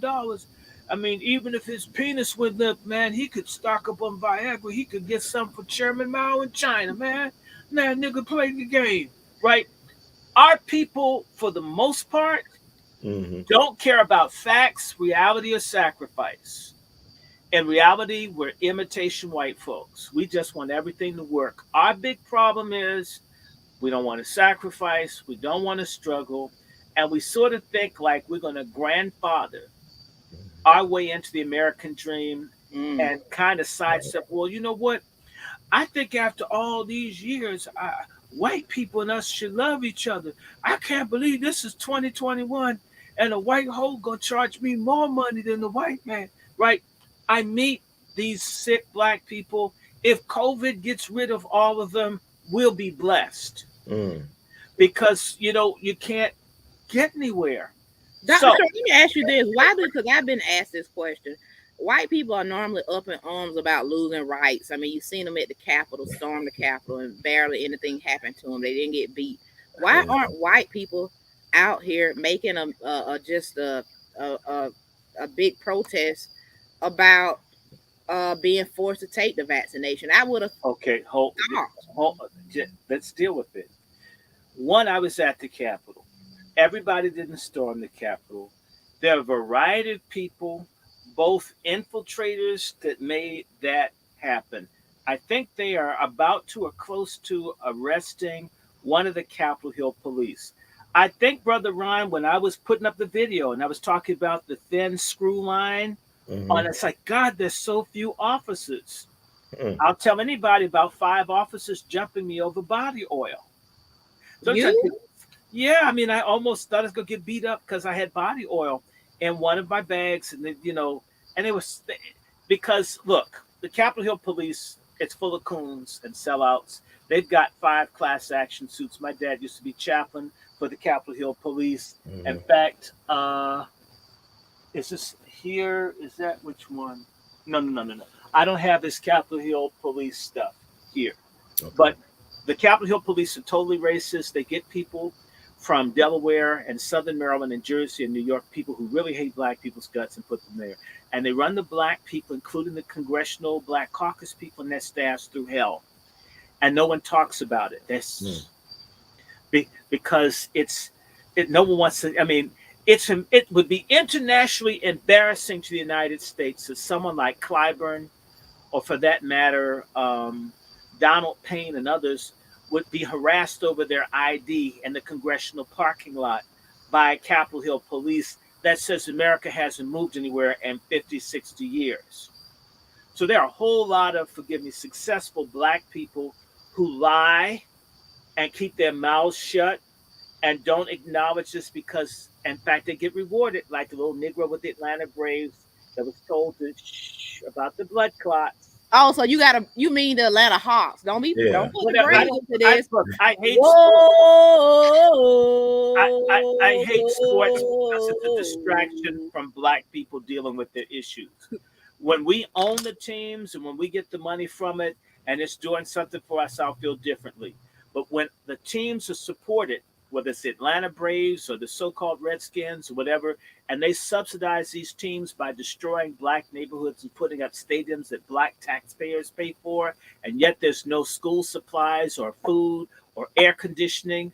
Fuck all that. I can't stand niggas obsessed with sports. I knew you was about to go there. It's bullshit. And it's not the sports itself. It's I'm not upset, so I'm fine. I know Negroes crying over Kyrie's job, but what about the thousands of teachers and nurses and others who don't want to be vaccinated, who are losing their jobs, and niggas don't notice that, and yet they may know the teachers, they may know the firemen, they may know the first responders, and that doesn't matter because they don't have the big butts, and white people don't, have them slobbering, niggas slobbering, I love my coach. And this little ugly racist white dude with the plaid jacket and shit that somebody shitted on the golf course and he's never washed it. And they're holding him the Heisman. I'm so sick of them doing this. And forgive me, dumbass black men who know every statistic on their favorite athletes and they've never read their own fucking children's report cards in decades. It's despicable. I hate it. Paul Robeson and none of these other people, Harry Davis, whatever the nigga was that was helping the people out in California get the black athletes, never wanted us to be as stupid as we are about sports right now. So it's not running track. It's not playing basketball. It's none of that I have an issue with. I have an issue with just people being obsessed with it to the point where I know what it's like. You'd have speakers come to a school and the young people didn't want to hear anything about history. Someone like Ron, who's done all this history and travel, they would never want to come to school. But you could get any athlete who's fucked more white women than Elvis Presley, who snorted more dope than Ecuador has cocaine. And because they play sports and they make money like a black racehorse, a gladiator for white power, they are profound and intelligent and worthwhile. And these people have never heard of Malcolm X, don't want to know, well, he got shot. But if Kobe dies in a plane crash, which was a tragedy, people know about that and they're so connected to it. And so it is part of how they enslave us to create. It's interesting. Man, I'm so glad what Ron Hurd did for the game. He's been so great for the game. But you can't get any jobs in the front or back office for the sports teams. Black quarterbacks, they still have problems with this basic stuff. Right. Like this bastard that they just fired, who's a racist, nasty, vicious white supremacist. And, and everybody's crying over him. I'm thinking, damn, it's just one cracker who's a multi-millionaire. He'll get another job. People who hate blacks will hire him. Believe me, there's a racist billionaire that will give that guy a job to hurt black athletes. Don't worry. And you have Negroes crying over him like he's Dr. King. Well, Dr. Short, thank you so much. We love always to hear from you. Is it okay if we can move on to another topic? You can move. You can. But you were talking about like Dr. Harry Edwards is the black guy. Harry Edwards. As long as I answered your question, I want to make certain I answer that because did I answer it? I want to make certain. I think you put a lot out there. I know you talk about John Gruden. That's the guy you're talking about, though. Yeah. I mean, screw him. That's his name. It almost sounds like that. Sister, all I'm saying to you is this. We do have this obsession. We want white people to love us. We don't like ourselves. And, that's what I was saying. I think there are going to be people tripping off my hair not being perfectly coiffed and shit. Like they're paying me big bucks. And that's why I said, wear my hair the fuck I want.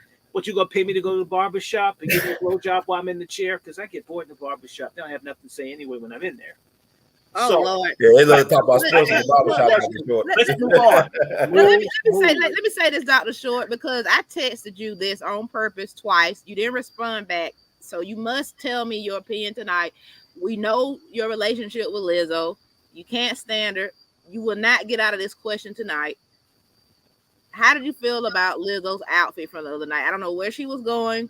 You've seen it. She had two little stickers over her areolas, her nipples, and she was basically wearing a see-through net like a fish. And people were saying, hey, you're body shaming again. You're body shaming. It was some people in the comments saying, look, she'll post this video, then she'll cry tomorrow. So what she did recently was she went on her Instagram Live. She pulled up her dress in the back and showed her butt like you love, and she twerked and she said, y'all can kiss my black and Dr. Short, Lizzo looked like a morbidly obese Christmas tree with too much trimmings on it. Look at Ron. I mean, so, I mean, Lizzo, she's a disgrace, and the thing that got me was that she had square titties. The only other Oh, person that was square titties is Queen Latifah. I don't know if it's if you remember when she was a Bessie Smith and she was in the mirror and I was like, did she put like Lego blocks and put them? I don't know it was real though. Not sure what you think that was real. Like she had a I don't. bodysuit I on or mean, I something. don't. I was just thinking it almost looked like a man's chest with big instead of a woman's breast. I mean, now, sister, Yeah, I I'm not remember trying that to put scene. out I was questioning but I'm it. telling you, you got jugs from heaven. I mean, Hawaiian Punch would sell if they put it in something shaped like what you got. I mean, the wet bar that God blessed you with, thank Him for it. Lizzo should have what you have. I mean, it's like it's sort of like one of those lava lamps that's inverted that hangs out, and it's like they're looking at you, like a closed circuit camera. If you have that, some video of me, I want it back. Anyway, Lizzo, I mean, square titties, flat behind, and my God, she had those what are those love handles? Looked like you could have hid a smoked chicken up in there. I wouldn't have come out looking like that. I mean, and fat isn't pretty, and we should. In fact, someone said she's a model, and I said she is for CPR awareness. well, Dr. Shaw, this is a point I want to bring up. But real quick, let me say to the sage, my YouTube channel is Kera Dangerous Talk. Kera Dangerous, you'll find it. But I want to bring this up to you because this bothered me. So I was trying to find the name of the guy from the R&B group, which I'm pretty sure you probably don't know. It's a group. It was a group called Pretty Ricky. Now, one of their members, who I think he's getting ready to go to prison for something. I think it was something Hope, like fraud or I something hope like it's that. not pedophilia with that name. Yeah. So Pretty Ricky, one of the members tried to take up for Lizzo, and a lot of the black rappers and stuff lately, like Offset, took up for her recently. But I saw in the comments people were like, "Oh, finally, black men sticking up for black women. Oh, I love this." And I'm thinking to myself, out of all the black women that need protecting, you want to stand up and protect Lizzo Well, we're doing from it for from Floyd. from doing something that she knows that she's being a puppet about? I mean, she's in her 20s, so sometimes when you're talking, I She's feel like old. you were She's harsh old with her, enough. Dr. Short. But then I'm like, no, because I was looking at her as a young woman who could change. But when she makes these videos and she's shaking her butt and she's unapologetic, and then she cries the next day like she has some mental health issues. She But does. this is the type of black woman that the black men want to protect. I'm like, no, they got it all Well, wrong. it's the same way that sisters march for Floyd George. I mean, we can't go a week without a ne'er do well junkie, criminal, somebody who gets into an unfortunate situation that I think Floyd George should be killed. No. But is Floyd George the four little girls in Birmingham? No. He was No. a potential pedophile, porn star, abuser of women, all this other kind of stuff. He was a junkie for most of his life. And damn, the wages of sin is death. Okay, I'm a Christian. You keep messing around, things happen to you. So we as a community, I, I want to say this: there are a whole lot of black people in our community that are trashy losers, and they can only identify with trashy bottom feeder losers. Hmm. Anybody black that doesn't dress like Lizzo, take Diana Ross. Hate the hell out of her. Now everybody fucks white men in Hollywood, but Diana Ross got some white dick. Oh, you just can't. I mean, 50 years later, still, ain't no white dude fine enough. No, Diana, you couldn't get no white dick. You should have stayed with Barry Gordy, who was screwing Chris Clark and other people. You get what I'm saying? But we're sick. We like trash. When I put out my little letter to talk about what's his name, Quaalude. Tali Kweli. Wait, and we were talking about the picture to put out our story. I said, Latoya, our people need trash. If you put just a regular picture up, they won't read it. But if I put up a bunch of whole ass looking women, then we'll get their attention. Make a movie like Rosewood, black people won't watch it.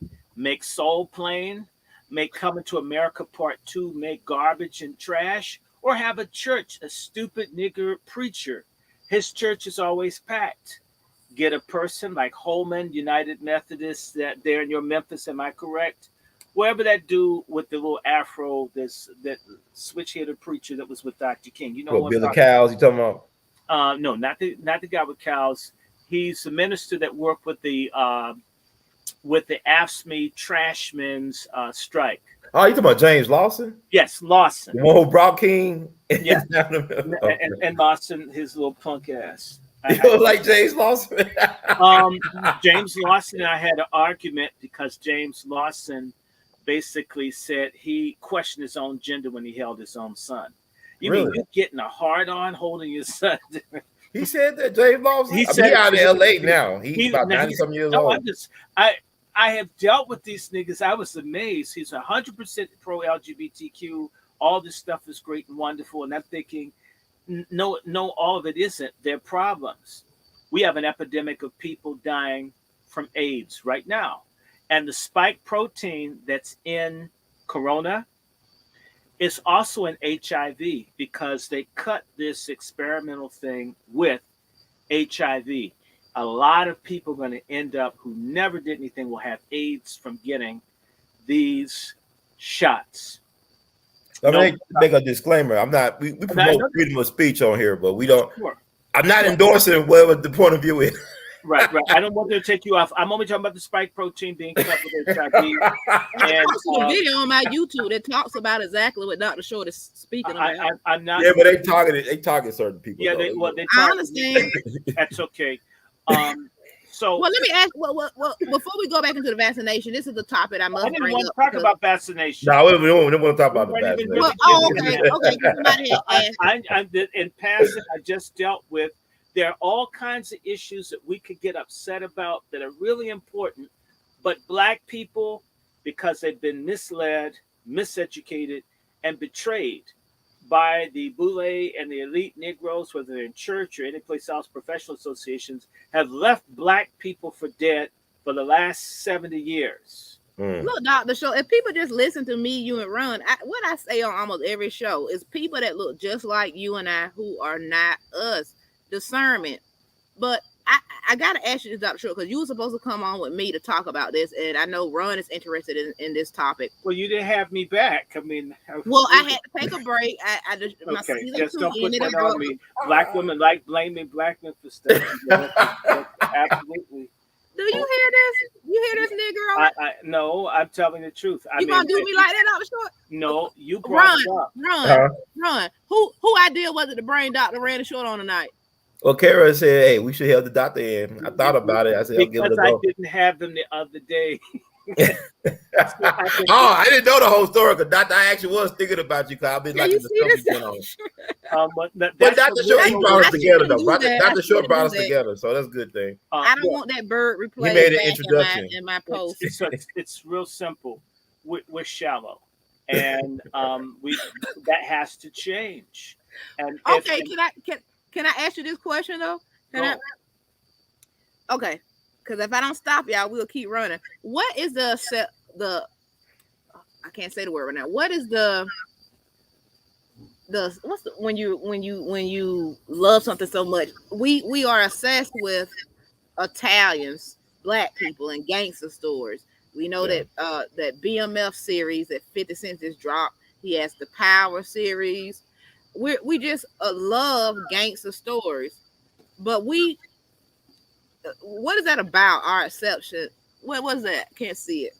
It's called Operation Gladio. People need to understand that the Central Intelligence Agency and others helped bring drugs and ruin.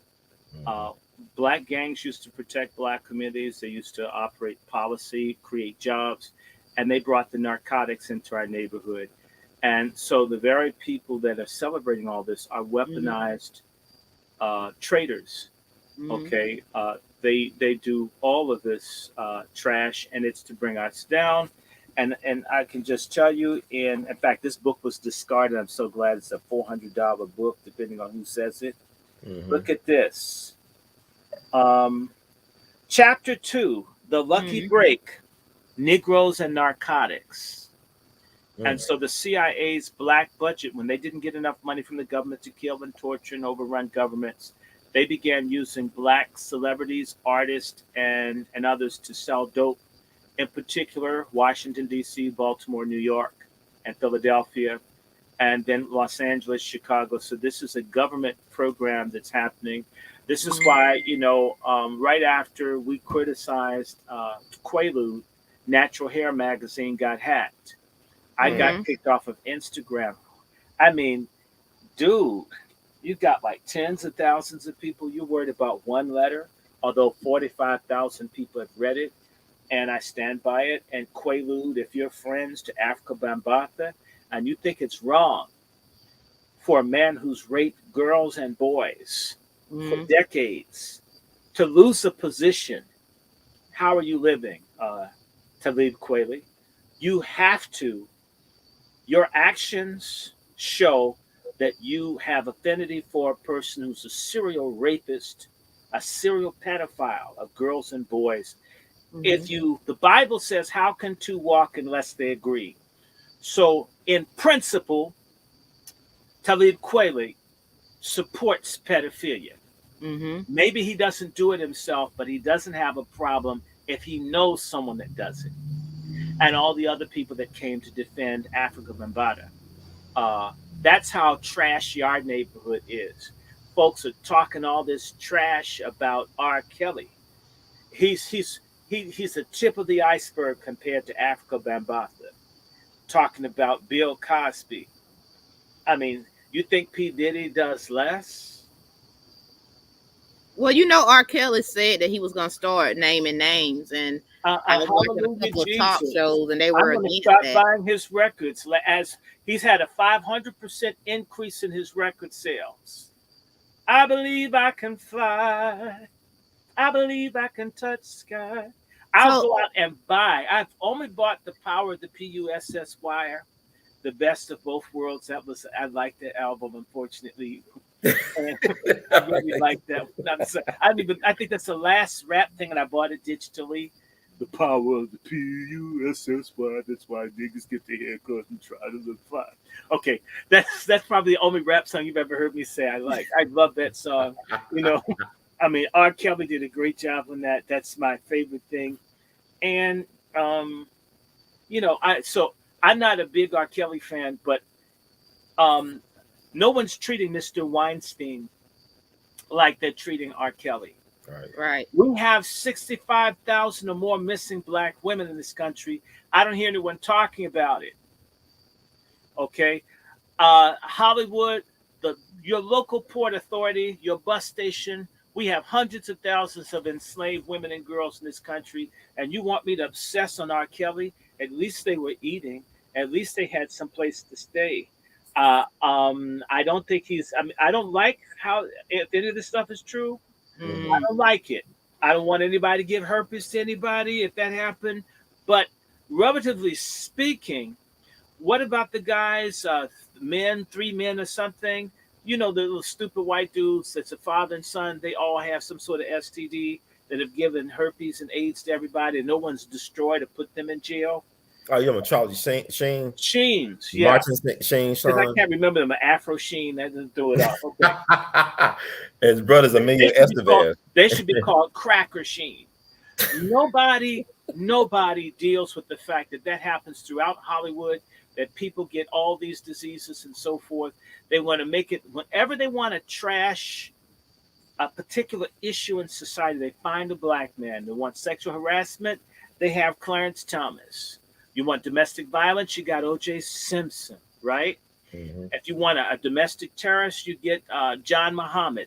They always make the black man the image of it on one hand, and when there's a savior, as long as they castrate black men, then you get the little sumo wrestler broad with the Jerry curl, Stacey Abrams, or you get some buffoon-ass, man-hating black broad, like this thing we have in D.C., who, by the way, we now have those robot dogs chasing niggas in D.C. They are deployed as I speak.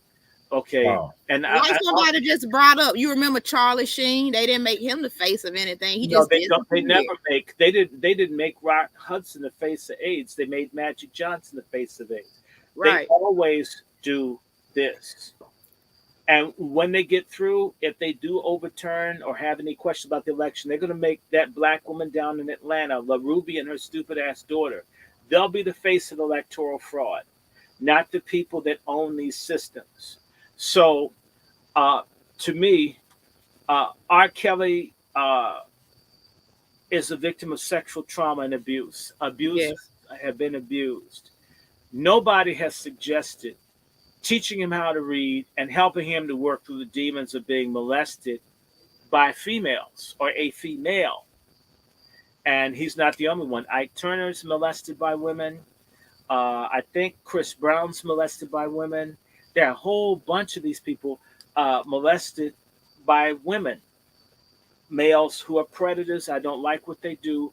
No one offers counseling, care, or compassion. It's offered to serial murderers that are LGBTQ or trans, but R. Kelly can't get no help. Clearly, a person as gifted as he has something that's salvageable and redeemable. And to me, the same way they should round up everybody connected to Weinstein, they should lock up the parents that took their babies over to be around R. Kelly. The same way they should have locked up that Hispanic broad that was hoping Michael Jackson would moonwalk through her boy's ass. That's outrageous. Well, see, I was told different things. I was told that people that have that sexual issue with dating, or messing with younger children or messing with teenagers, I was told that couldn't be fixed or no rehabilitation could be had. I didn't say that you could stop him from being a pedophile, but first and foremost, when they say that, I don't buy it for two reasons. I believe in God. There's nothing too great for God. When you say you can't fix it, it means we have to accept it. That's the strategy of the pedophile movement. They want two things. My brain makes me want to screw kids. Right. There's a significant number of us in the population. And so because we just want to love kids, you want to jail us and persecute us like we're black. This is what's happening right now. And by the way, all the billionaires that support Black Lives Matter and everything else, they support lowering the age of consent. So to me, it's interesting. You want to lock R. Kelly up because he's banged people just below the age of consent. And yet you have a movement to legalize it with billions of dollars and corporations behind it. So wait a minute. It's wrong if R. Kelly hits some baby booty. But if George Washington, which he most certainly did, busted baby booty, he's the father of the nation. The smartest, most intellectual American who busted baby booty was Thomas Jefferson. And all the rest of them. So we've got, Hugh Hefner most certainly screwed someone underage. Elvis screwed underage. Jerry Lee Lewis screwed people underage. In fact, I will say this and I'll stop. There are a lot of states in the country where people can screw at 15 and 16. Mm-hmm. So to me, you could do it in Alabama, but if you bust the nut, and if you're on a bus and it's parked across the line, if you bust the nut in them in Florida, you get into trouble. But if you hit them on the side of the bus in Alabama, you're in like Flynn. This is insane. We need a federal law on pedophilia that covers it, and we need everything that we don't care if this thing goes to court by the age of 16. And I'm just saying this to you as an educator. Ask some black men that are taught in school being harassed by girls 14 and 15 years old. They're trying to screw the teachers, and the teacher can beg. In fact, a lot of folk get fired because they don't point the people. That doesn't make it right. A lot of white women are screwing these children. I'm seeing it. Yes, and they're not being punished. They're being understood. So what I'm saying to you, for R. Kelly, he can be helped. There is a thing called God. He may not want it, but people can too make changes. The same way people can stop going to glory holes. Well, what's the rules with it? Because I know all of us has at least one person we can say in our family back in the day. We've heard the stories where they married somebody super young, but it was normal then. So it's normal. It's normal throughout the country, depending on the state. We have hundreds of thousands of people who get married at 15 and 16 in this country. But And they what I'm just saying though, it was accepted in our grandparents when they grew up, they married young. It's called capitalism. Okay. In order to get people to work in factories for production, since they're not on the farm, then you've got to delay getting your screw on, which that this whole capitalism thing has nothing to do. I mean, you could bust the nut when you're 12. You mean I got to wait until I'm 22? I mean, that seems like forever when you're that age. People, we need to understand that it was the norm across this country for white men to have sex with 12 and 13-year-old black girls to reproduce babies. That was the norm. I mean, they act like these 10-year-old pregnant people. If they don't think these white folks in the plantation weren't screwing boys and girls of whatever age they felt like it, this country's based on it. I'm not saying it's right, but all of a sudden you just love George Washington. You even have a big penis dedicated to him right in the center of the city that everybody could see, named for George Washington, who used to screw black underage girls to get theirs first. And you had white men that used to rape black girls when they had syphilis or gonorrhea.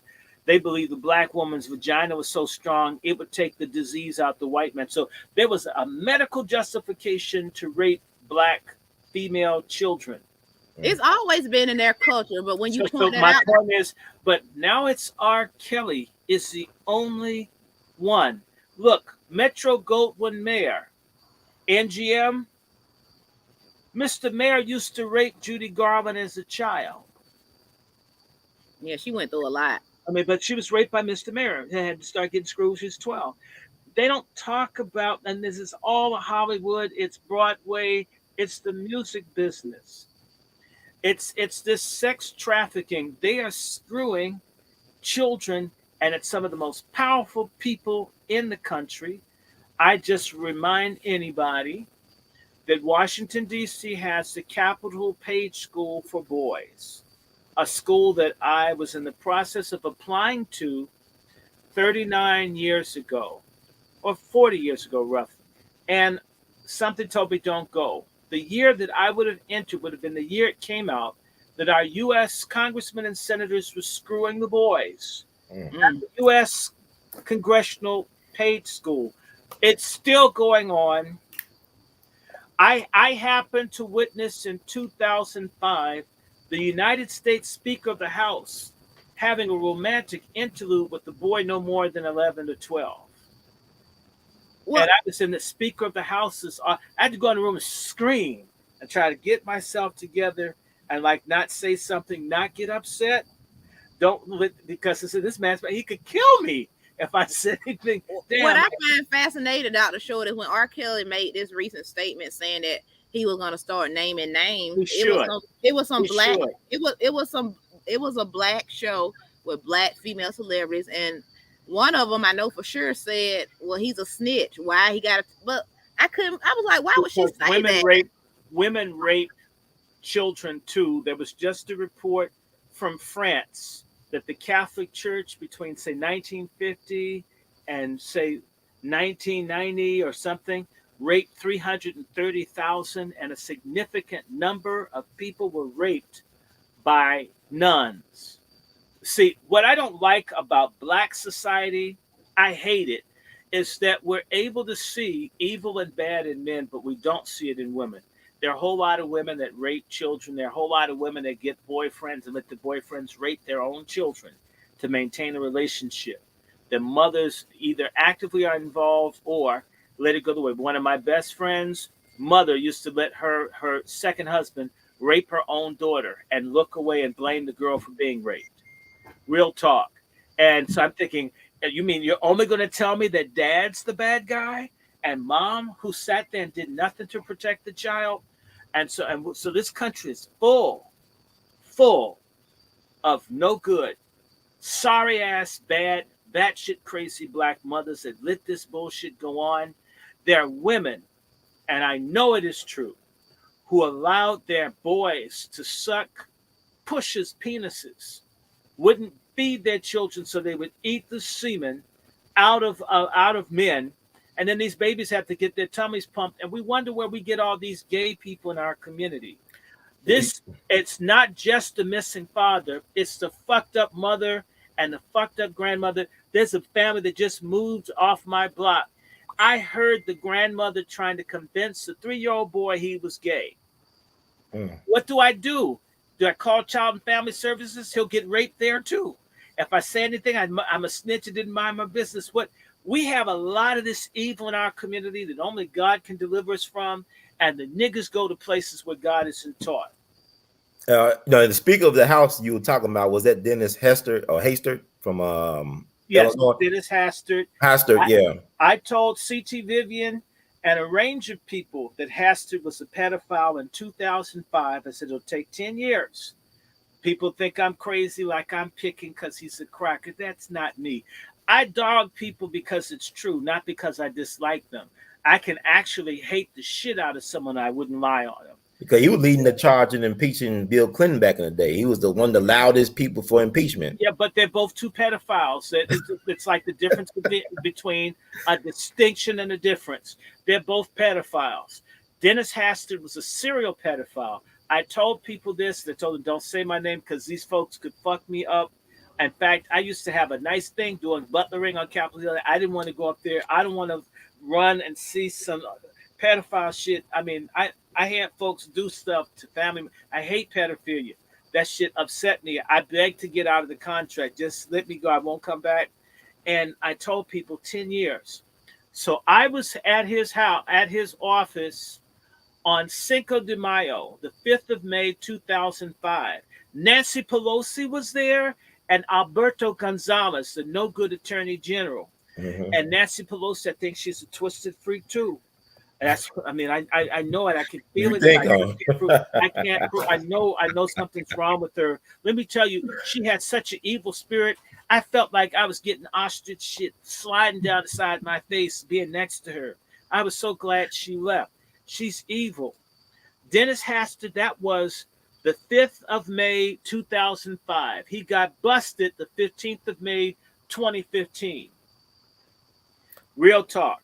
I told people that that's true. And he's not the only one. When Congressman Foley got into trouble, I called and I told people within 72 hours, this is back in 2005, when Congressman Foley stepped down, or 2005, 2006, whichever year it is, I says, watch Hastert step down within a few days, 2-3 days max from Congressman Foley from Florida stepping down from Congress. 72 hours later, Hastert stepped down because Foley was trying to fuck those kids in the Capitol Page School, and they still fuck them here. This is what goes on here. You hear me talk like D.C., this is a nasty-ass city. They got all the nice monuments and shit to their deviants, and the same old Babylonian screw the kitty type thing that happened back then, it happens right here with this Masonic bullshit. It's right here. I don't care. I don't care who doesn't like it. It's true. I was right about Dennis Hastert. I was right about Foley. And I'm trying to tell you. And it's just as sure as I was sitting there watching TV, waiting for them to show the story about how Papa Bush was screwing kids right there in the White House. They were taking kids in for Papa Bush, the one that they took. When they were going to show that thing on the scandal out from Boys Town, forgive me, I don't remember the name of the scandal, but I know what I'm talking about. The guy is Reverend King. He's a deviant black pedophile preacher out in Nebraska. When that was supposed to come on TV in D.C., y'all talking about censorship? I was waiting for 2020 to come on. And the TV went black. And the show never aired. It's never happened. That's because there's so many people here who screw kids, who rape kids, who are into stuff. They even have basically slaves. They bring people over from Africa or other places and lock them up in their house. And I know I used to canvass and do stuff and you go in and these little houses in Georgetown that have sub-basements, they had like 4 or 5 Africans living up in that motherfucker. You never see these asses out in the street. This is the kind of shit that happens here. There are tunnels here in D.C. that they used to bring black people through to sell them and other stuff. This place is evil. I ain't like. I don't care who doesn't like it. And this goes on, and I'm just telling you. Sometimes you get a feel of people. That guy, Adam Schiff, the congressman from California. It should be Adam Shit because that's what I think he likes smeared on him. There's something wrong with him, and there's something wrong with the little Chinese one, Lou. And Lou means the bathroom. That's probably where he finds people. You've got these people in Congress. Look at these people twice. They're freaks, they're deviants, they're pedophiles, they're rapists, they're liars. And this is why every time a freaky deaky nasty bill, they get all these people to sign up for it. It's the same way I think the chairman of the city council in this city was messing with boys because it was a white councilman right here. He's dead now. He had a dude. I don't know. They saw me somewhere. They had a motherfucker come to my house to recruit me to come to their damn parties. The guy's name is Ted Lotzer. It's this real shit. I ain't lied about nobody. Forgive me. I don't remember this Peckerwood's name. It'll come to me. This city is full of this nasty, filthy stuff. Lots and lots. And it's like this in every major city. And it's the rich, nasty, freaky people pushing it. And the same way these folks have. They've got black folks like Stacey Abrams. You know why I think she has so much power? I think Stacey Abrams has procured children of boys to somebody for people down in Georgia, and that's why they don't mess with her. You want to shut a political career down, bust someone who's messed with the kid. They're finished. I'm talking about hit the road jack with the disco beat. No, Dave Chappelle joked in his last special, the closure, that he was touched by a minister or a preacher. He joked about it. I don't know if it was real or not, but he put that in there. I believe it's possible because the family used to be in the Methodist church, and then there was a sudden shift over to Islam. Mm-hmm. Dave Chappelle is Muslim. Dave Chappelle's mom's Muslim, his sister's Muslim, his brother's Muslim. The family made a sudden shift.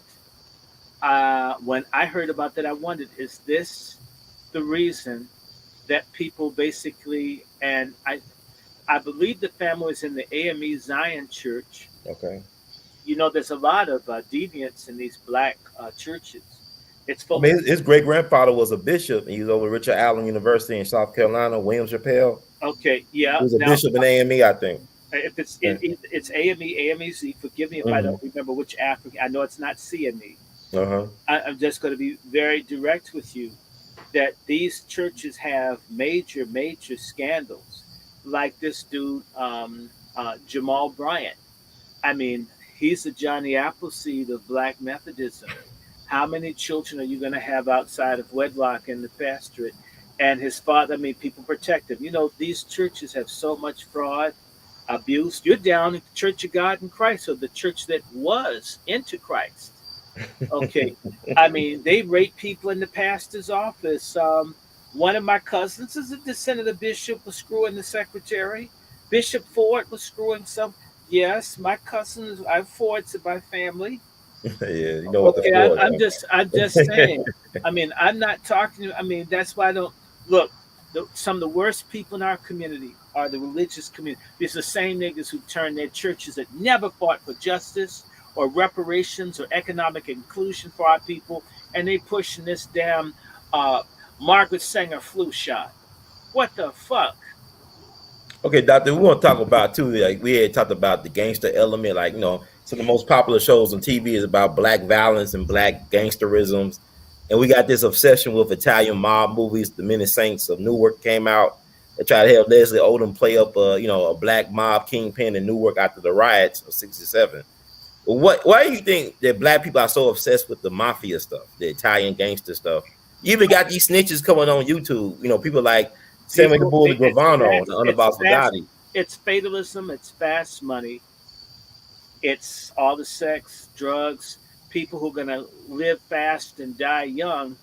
And maybe if you live long enough, you can enjoy stuff. A lot of black people are morally and ethically depleted and bankrupt. And they basically say, hey, at least I got something. At least I'm dressed good. Are you hearing me? Mm. So I dress good. I look good. I eat good. I can take care of my mama or my cousins. And let's be honest, the mafia or the Jewish mafia, the German mafia, the Irish mafia, all the various mafias were able to use crude capital formation, accumulation to empower their community. We're the only people who have not been allowed to use criminality to become economically empowered, to go legit. It's rare that people can go from crime and be legit. Jews were allowed to do it. Italians, to some degree, have been allowed to do it. The Mexicans are doing it. Lots of people doing it. It's not us. The economic system is arrayed against us, and we're not going to be able to climb or get to where we need to, being connected to the mafia, because the mafia, again, Operation Gladio, the CIA works with the mafia. The CIA, the mafia are contractors to the deep state, to the dark state, to the globalists, to the narcotics trade. Black people are seen as disposable, so you attract them to crime. You can take their organs, you can experiment and develop cosmetics and medicines on them in jail. It is a new way to return Black people to the plantation under the 13th Amendment. You already know this, but Black people did it themselves. They murder and kill each other. We're trying to save them. That's why we're jailing them. So when we're immoral, and we have a lot of immoral Black people, Black immorality, along with Black ignorance and self-hate, are the three legs of the stool of white supremacy that hold us down. And most Black folks, they see American Gangster, they see the nigga in the chinchilla clothes. Okay, the chinchilla coat. But a man that used to babysit me would take the heroin from the blue bags. I remember them. Okay, one of my favorite people, one of the best people to me as a child, was a heroin junkie named Mr. Jaluk, who shot the blue magic dope. And the little bags used to be literally just feet away from the door of my dad's church. So Mr. Jaluk is destroyed, and generations of Black people destroyed. My cousin, that's what I want to talk to you about, Dr. Short, because we talked about Frank Lucas and the other guy that they got a show about. A distant cousin of mine. We can come more. We can talk about this when they just let out of jail. Edmonds. Rayful. I'm gonna ask you about Rayful. Well, the Edmonds family is from Hopewell, Virginia. My cousin was the first Black mayor of Hopewell. Campbell Ray Edmonds. Campbell for the family. Campbell is part of Bill Cosby's family. There's a whole group of us. We're all from Carolina, Virginia, and D.C., Richmond.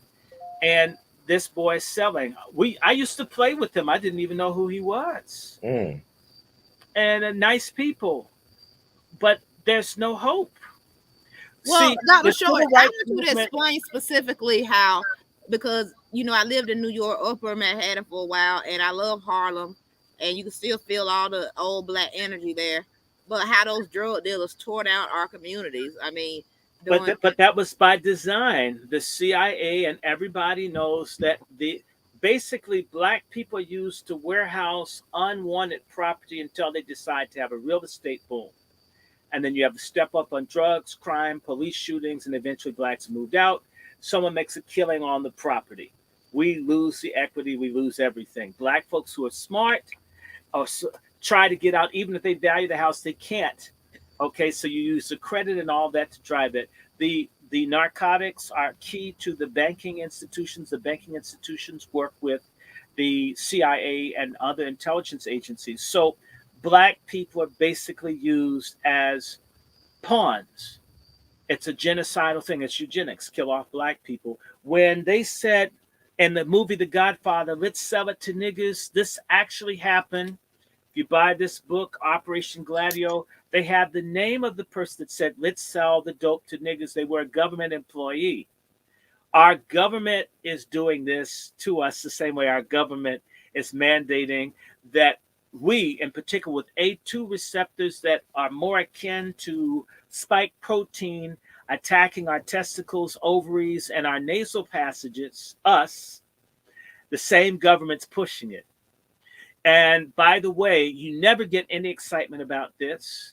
If we had the same excitement about the government pushing dope in our neighborhood as we did about Floyd George, we'd get something done. You name it. There's so many issues that Black folks could get upset about. We're shallow as shit, and we're poorly led. And the boule and most black educated people are enemies.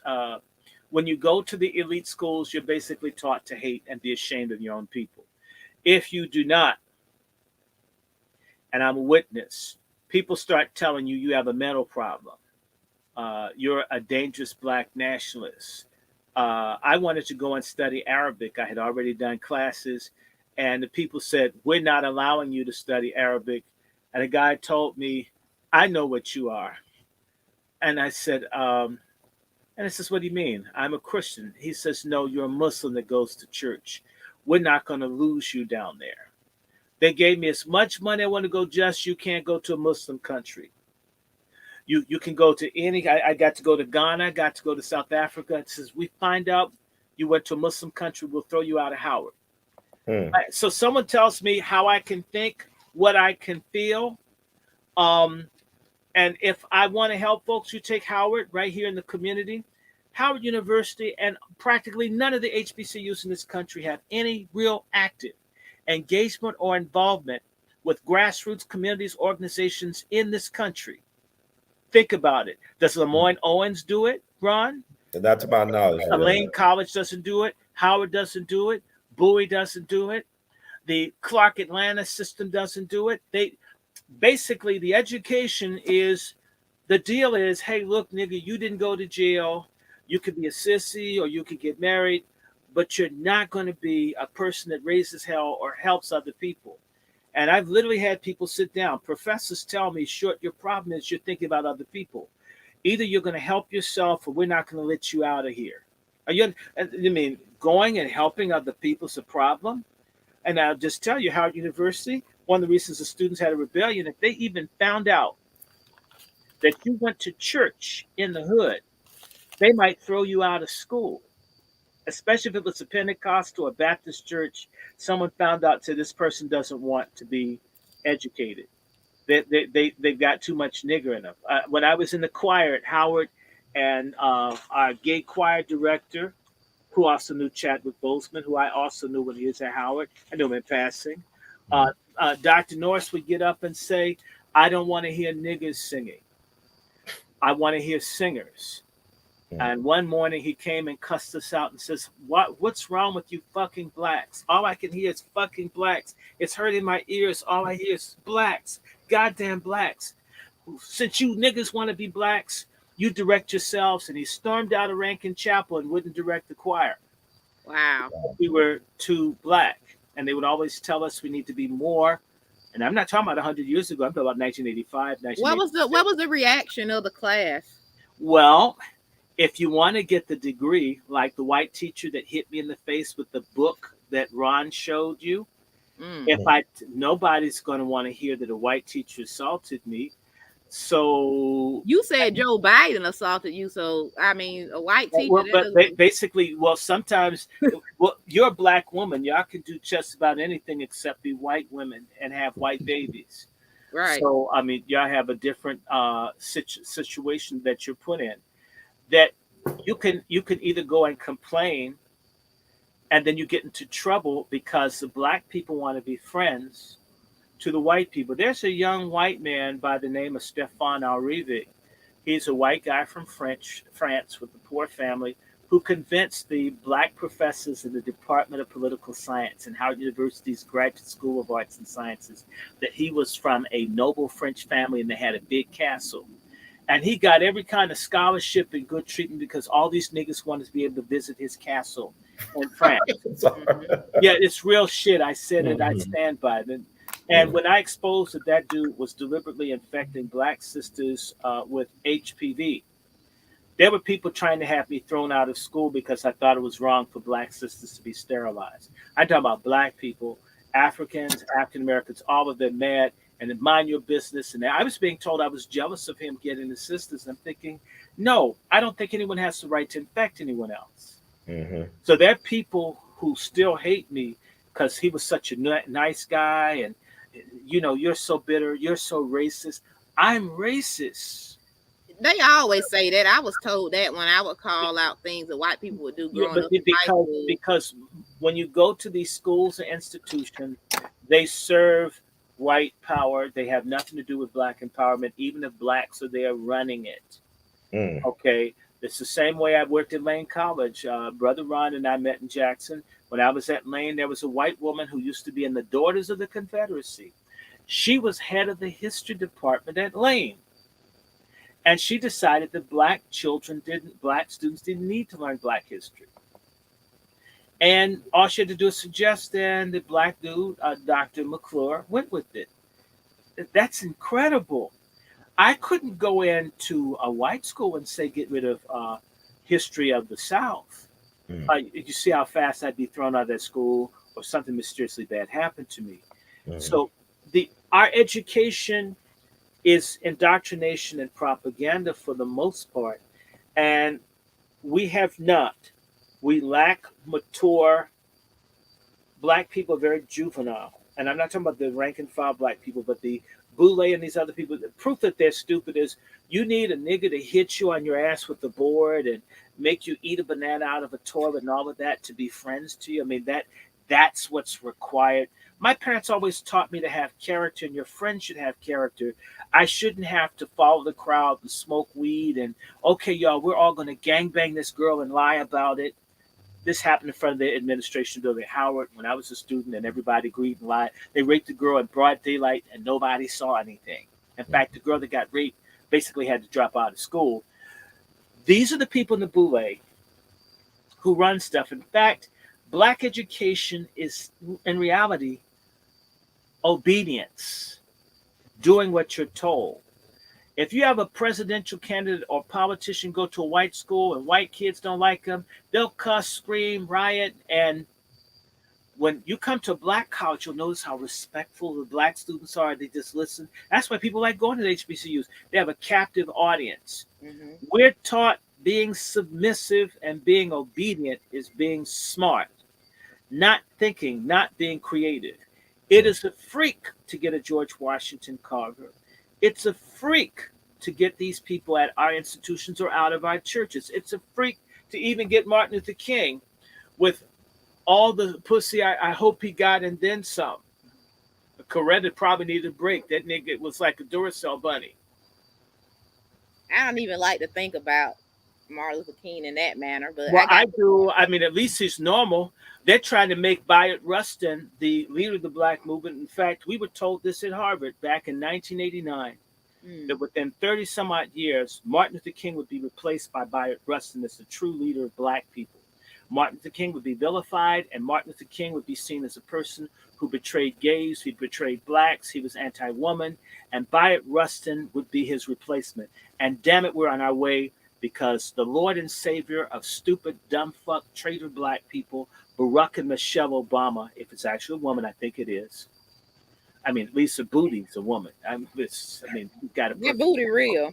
That booty is a perfect 10. I can tell the real booty. I can tell that. If you took that thing to gymnastics and that went on the parallel bars, I mean, everybody would just be holding up 10s just before she gets up. Look, I don't know why. They're making this movie called Rustin to celebrate Bayard Rustin, who was a CIA asset and a pedophile. And Barack Obama and Michelle are about to make Bayard Rustin by 2023. I think this film will be out. What would that be? 60 or 70 years since 60? Yeah, 70 years. 70 years, what would that be? 63 would be what? 35. No, you're only 63. You say come out 2020. It'd be like 60 years. On the 60th anniversary of the March on Washington, they're going to have Bayard Rustin everywhere. It's the same way y'all weren't paying attention. 2013, all this stuff was dedicated to Bayard Rustin in 2013 for the 50th anniversary of the March on Washington. Okay, I'm just telling you, the shit's coming, and it's going to come through the Black Democrats. It's going to come through the National Congress of Black Churches. It's going to come through Black women's organizations, in particular, Barbara Skinner and all these other Delta Sigma Theta types. And I'm not saying that she's a stud, but a lot of the Delta Sigma Thetas, I mean, they're complete studs. I mean, just look at them. Like the broad that's head of the Congressional Black Caucus looks like a shaved down Santa Claus. I mean, have you looked at that? I can't talk about deltas, right? Well, Dr. Come on. I don't My care. mom, my sister Delta. That's just the problem.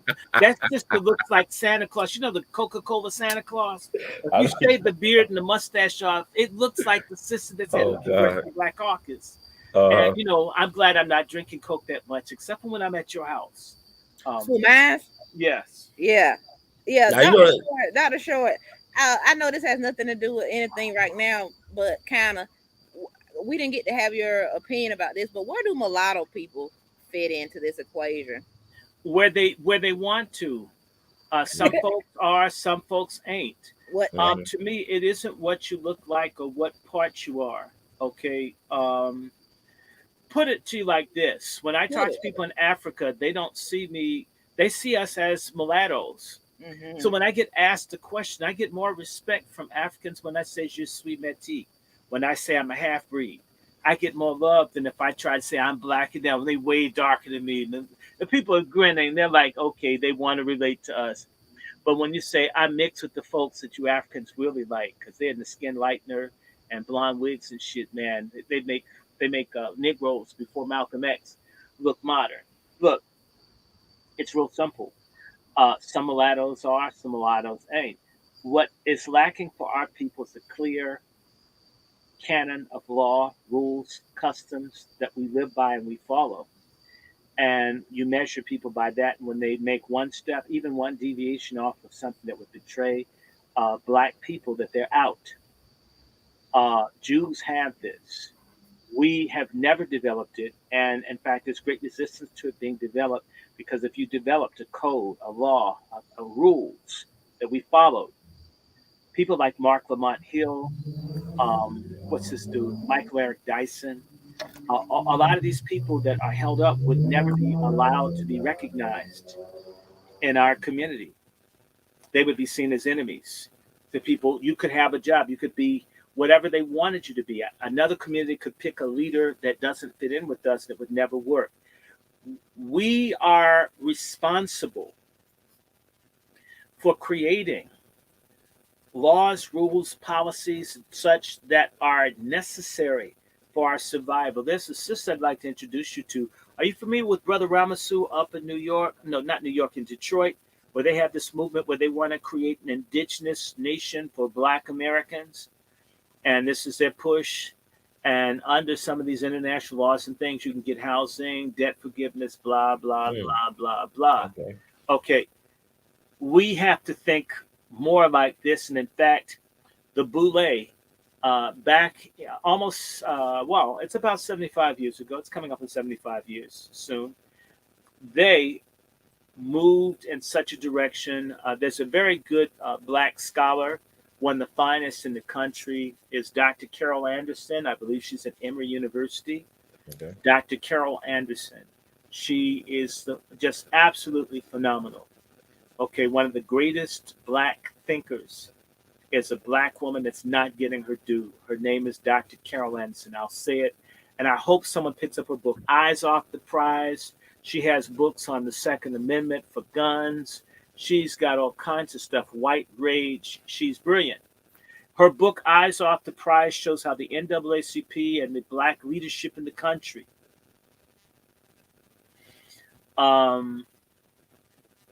betrayed the genuine cause for Black folks, which was human rights and international human rights and not civil rights.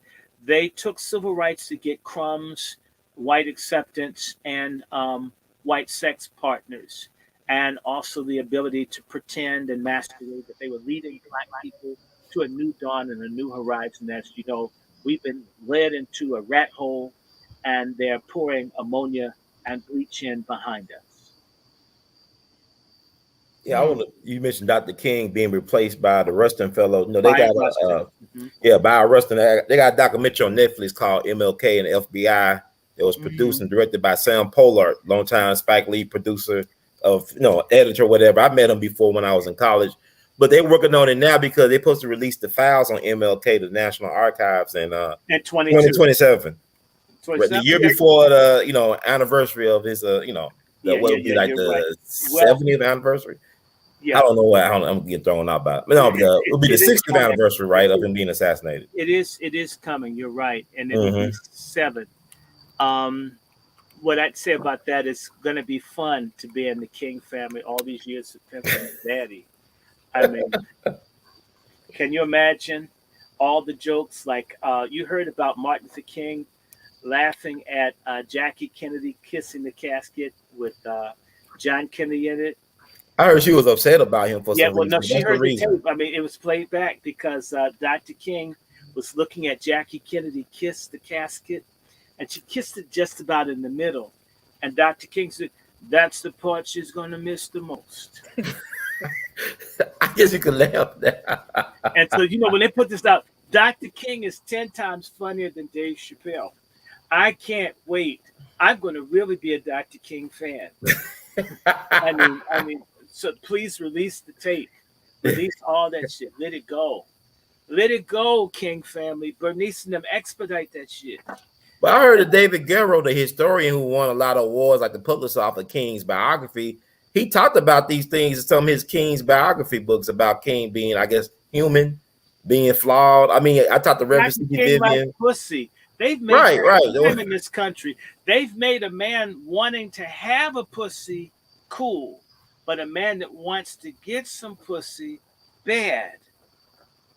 I mean, that's insane.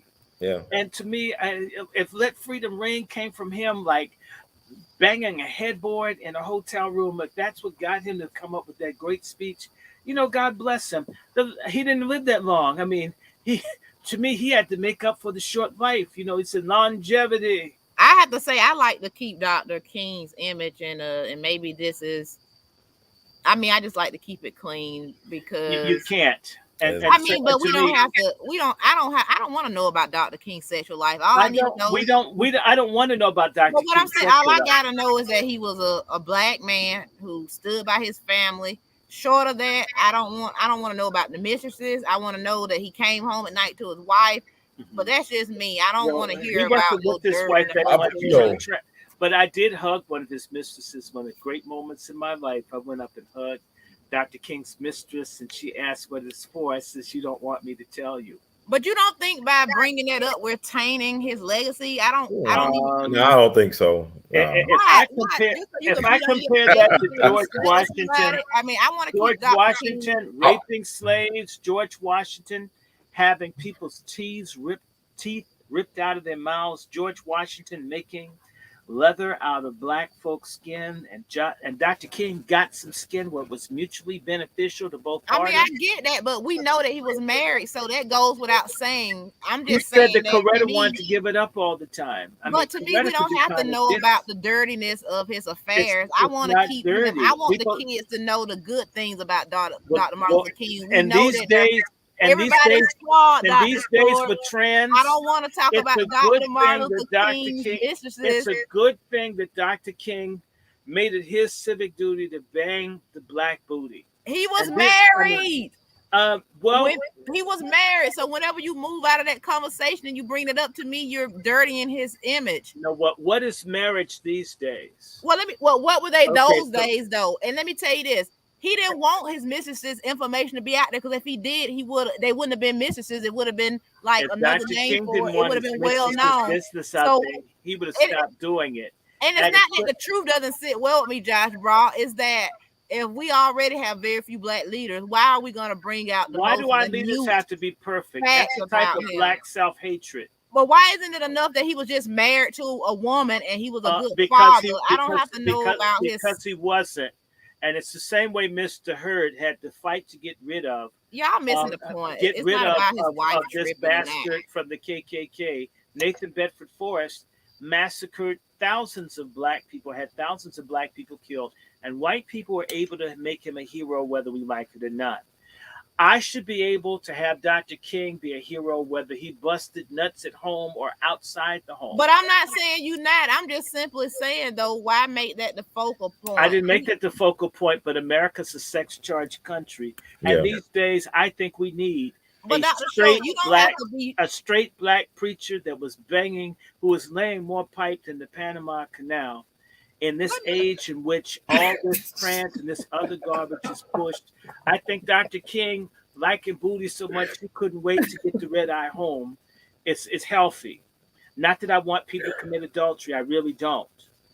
But I'm just saying we want. What's okay? So we're gonna talk like that. Then what's the difference between what Lizzo's doing? Then if we're gonna be filthy and be Well, trashy, Dr. King's penis it's wasn't the same hanging. thing. It wasn't hanging out. And if you Dr. want King, decency, we gotta have it Dr. across King the didn't board. walk up So to the hidden I camera want to and address say, the people in the "This comments. is if you're this is saying my that I'm Oscar trying to Mayer." hide the truth, that is not what I'm saying. We know he had a mistress. That's not the point. The point is that Mistress if we said. gonna keep just bringing out They filth, They say he had a baby in Los everybody else Angeles. is They doing. had You can't have it He had a both love ways. child. Y'all want shit to be right over here, but then you don't want it to be right here.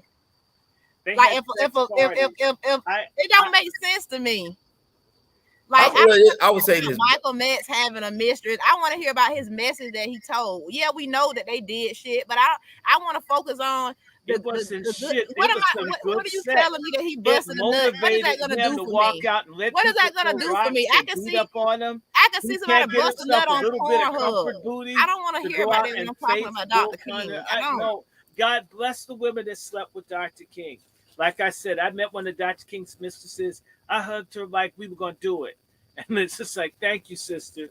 Because if Dr. King, if that little bit of cheating gave him the courage to give a damn about black people versus all these safe niggas that want to cheat, that won't do anything to help anybody, I'll take Dr. King and his mistresses, holes, and everything else any day. And I said the same thing of Marion Barry and drug use. If I thought that crack cocaine could bring him back and do something to save Black Washington, I actually had a vial of cocaine I found at y'all missing our point in the comments. Hold on. It's not about hiding the history. I'm not about hiding the history. I took cocaine, if I could get crack to get Marion Barry to rise from the grave and motivate black folk, I would go out and get a family pack right now.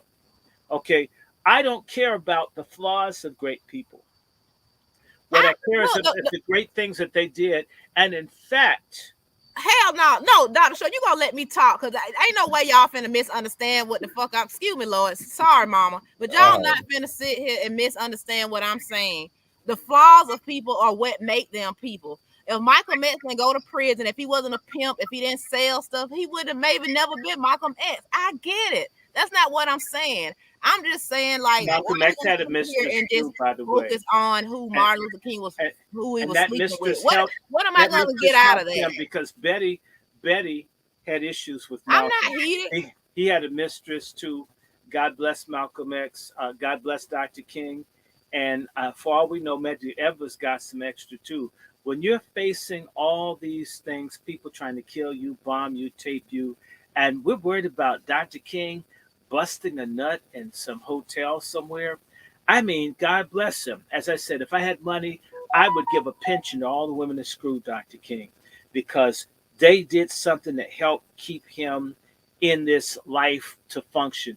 It's not that I like people having extramarital affairs, but I'll make an exception for him and for Malcolm. I'm just saying, on one hand, you can't diss slutty women and then praise them. Which one is it? That's all I'm saying. All women, it's not that I can't handle the all truth. women that have affairs aren't sluts. Lizzo has made it her business to defame black women collectively with her flat pancake ass and her obesity. So knowing that Martin Luther King was married, that make you just make you a good ass person, huh? Okay, well, see, you have to ask yourself, when you look at how odd the King children are, we don't know whether Coretta Scott King swung both ways. We don't know. I mean, and in fact, it's alleged that Coretta Scott King messed with Marlon Brando and other people. So you don't know whether that was an open marriage or not. And I'm not saying open marriages make it right, but Malcolm X wasn't always treated like he could have been by Betty, and that story has been covered up. And he had a mistress. Okay, so a whole lot of things happen between married people. Folks aren't going to be perfect until they get to the kingdom of heaven. I encourage people not to be promiscuous, but in the case of Dr. King, when I think about, in fact, he got initiated through the Boule.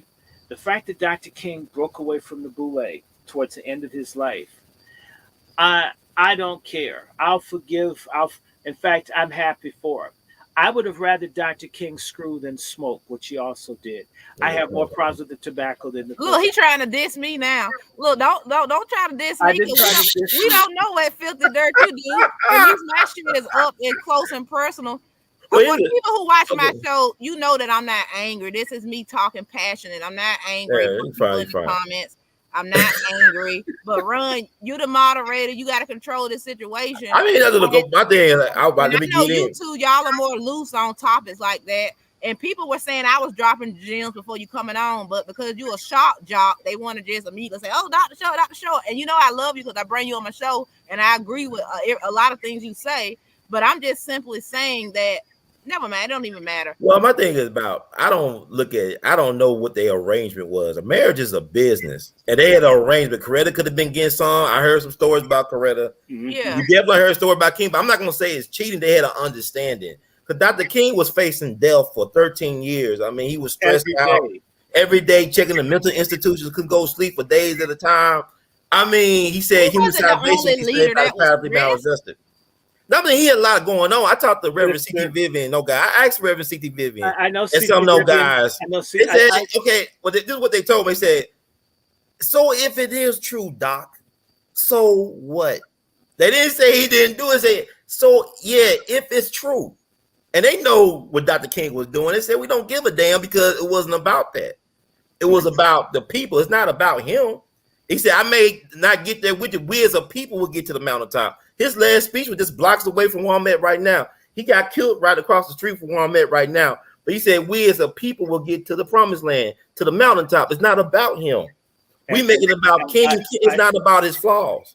Dr. King, his ideas were very on point. We like the ideas, but my thing is where people who hate our race are going to go is they're going to go because it's an issue of sex and race.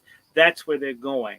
When we say we don't care whether Dr. King was Almond Joy or Mounds on the road, okay, it says that you can't take our leaders from us. The same way Nathan Bedford Forrest had thousands of black people murdered, and they still have things named for him. Yeah. When are we going to be strong enough for folks to come and air dirty laundry about certain people and us not care a damn? I don't care. You can hate them all you want. In fact, if black people said, we're going to have a day to honor the women that encouraged Dr. King, do you realize they'd stop bringing it up when they find out black people think it's cool that Dr. King knocked off some other people when he was on the trip? They wouldn't want to talk about it. People don't talk about the promiscuity of Hugh Hefner because they know. And the people that love Hugh Hefner, you couldn't tell how many bunnies he screwed. Okay? He probably got Bugs Bunny for all we know. But he had his vision. I understand you want to keep something pure, but they're not affording us under this dispensation, and we haven't afforded ourselves. I'm not, but that's not what I was saying. But I'm gonna let it go since everybody's just saying, let Dr. Randy Short say what he want to say. Don't interrupt. No, it's not even. This is a discussion.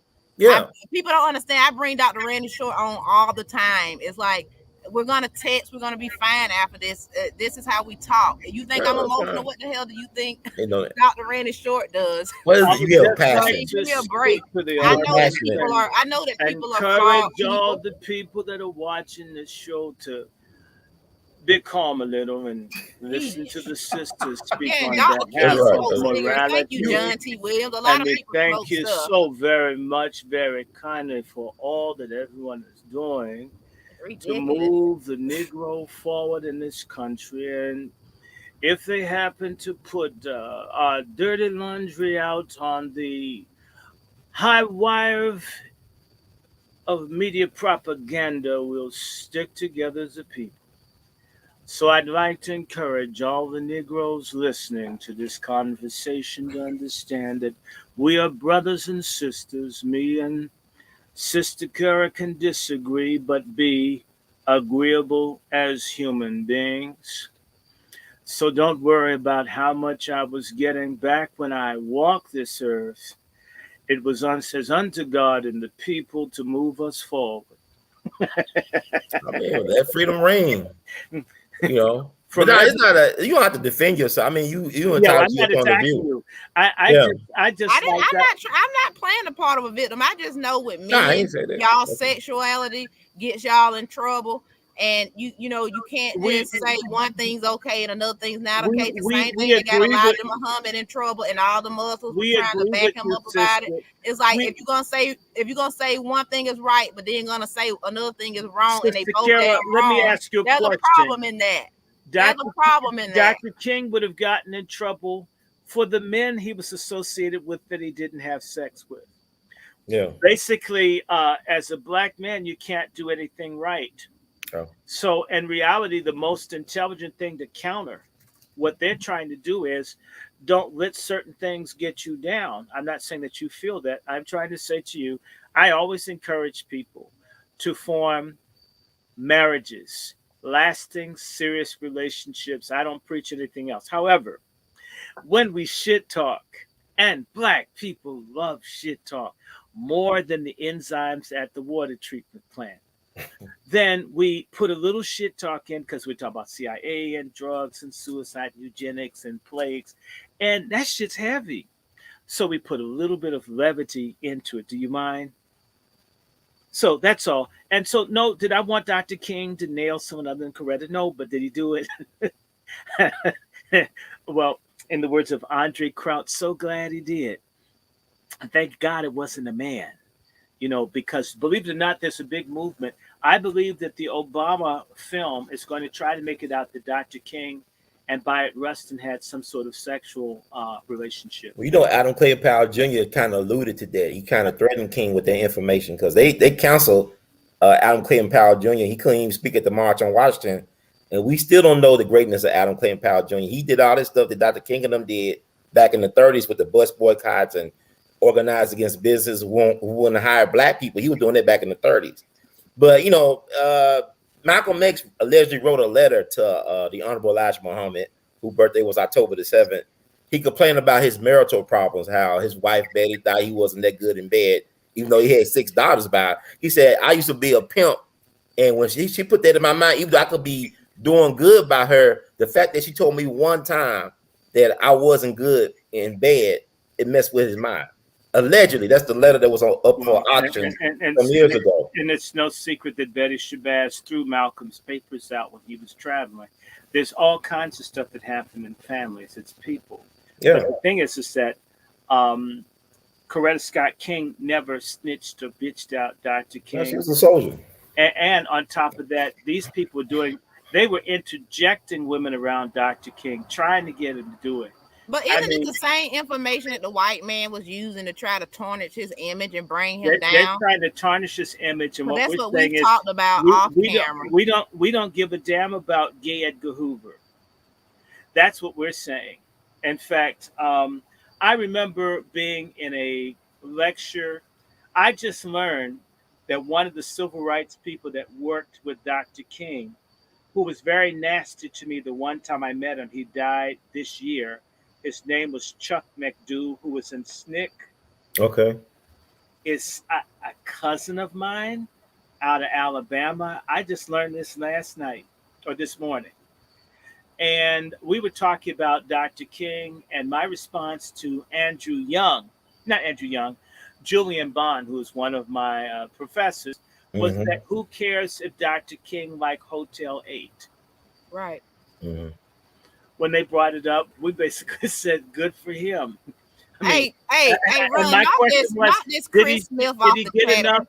Did he get enough to share with his friends? If you don't like what I'm saying, you go watch another live feed. No, I won't pay attention to Chris and Smith. I don't know don't worry about that. Like that. But how dare you tell me to shut up? You get your own YouTube and you make your own show and you talk. So, Sister Kera, I said to Julian Bond, my concern was did he get enough to share with his friends? And that's where we left it. And he asked about Malcolm X. And they did the same thing with Malcolm X. That he was screwing white women. And my thing is, my only issue with Spike Lee's films that a whole lot of black men are going to want to have white women make scrambled eggs and kiss their feet. That was the influence from the film. But who cares, really? Who cares? Most people don't know who Martin Luther King is. I suspect his children don't know who the hell he is. I mean, other than the meal ticket, treating his legacy like Willy Wonka, a golden ticket, instead of standing for something, especially Bernice. Well, Dr. King's family was spied on for 3 generations, starting with his maternal grandfather. 4 or 5, back to the 1917, the NAC. Yeah, I'm saying his maternal grandfather, because they're very, a very That's important political family. With King, I ain't gonna believe, because like 50-something years ago, Jacob Hoover was an American hero, and King was not loved by the American establishment. He wasn't loved by the black community. Black people hated Martin Luther King's guts. But it's flipped now, though, of course. But I said, that's why I said we gotta be careful how we interpret the history and where you get your information on King. I don't know what he really did or didn't do, but it didn't stop him from doing what he needed to do. In fact, and if it helped him, more power to it. Exactly. In fact, I'd buy the condoms in the lube.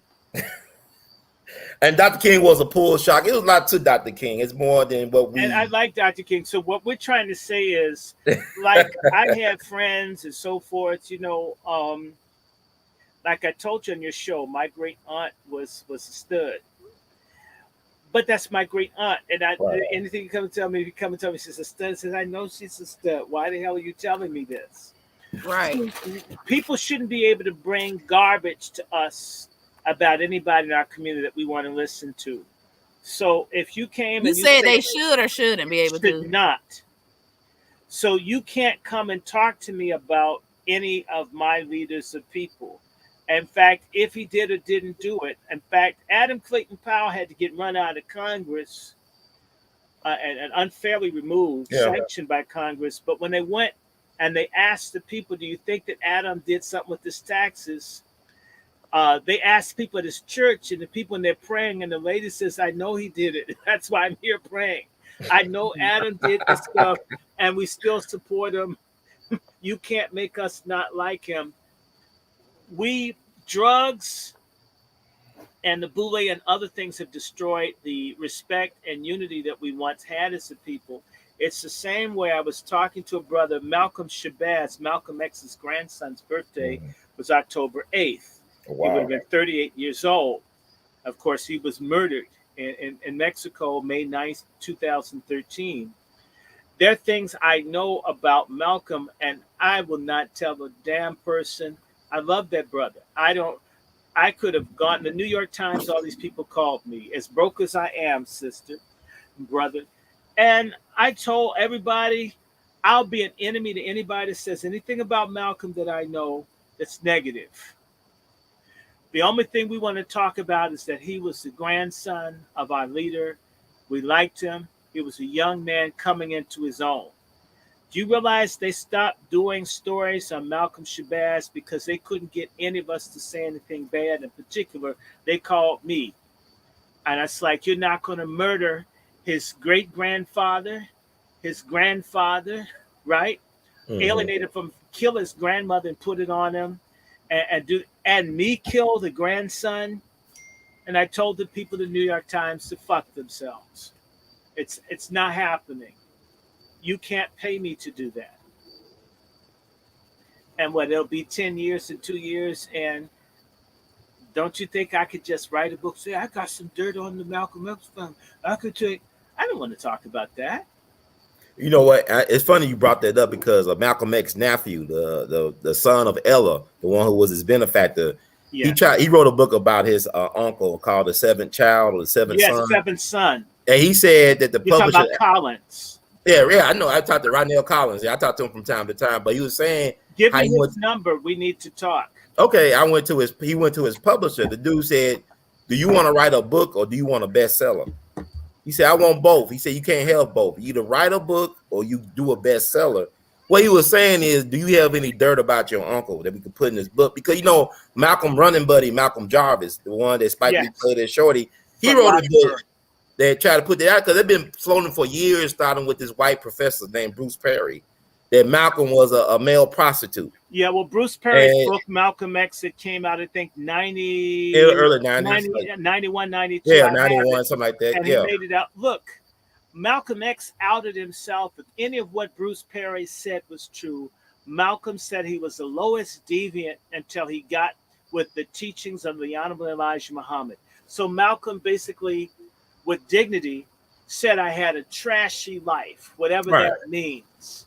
But he So wasn't for me, Malcolm X. He was Detroit Red at that and- time. but the Yeah, he point wasn't is, Malcolm X at that time doing if that. Malcolm X boinked some white men and that helped him reject the garbage later in life, I would rather him know and had that experience than be weak like a whole bunch of folks who've never done something, never been anywhere, and they always tempted to thinking when Malcolm X made a break with the trash in his life, he made a complete break.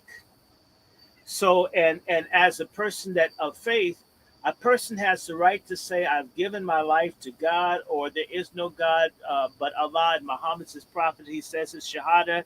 If he wants to follow Islam, if that's what gets him together, even though, you know, I'm a Jesus nigger, then I honor the fact that he's wants to make and has made that change in his life.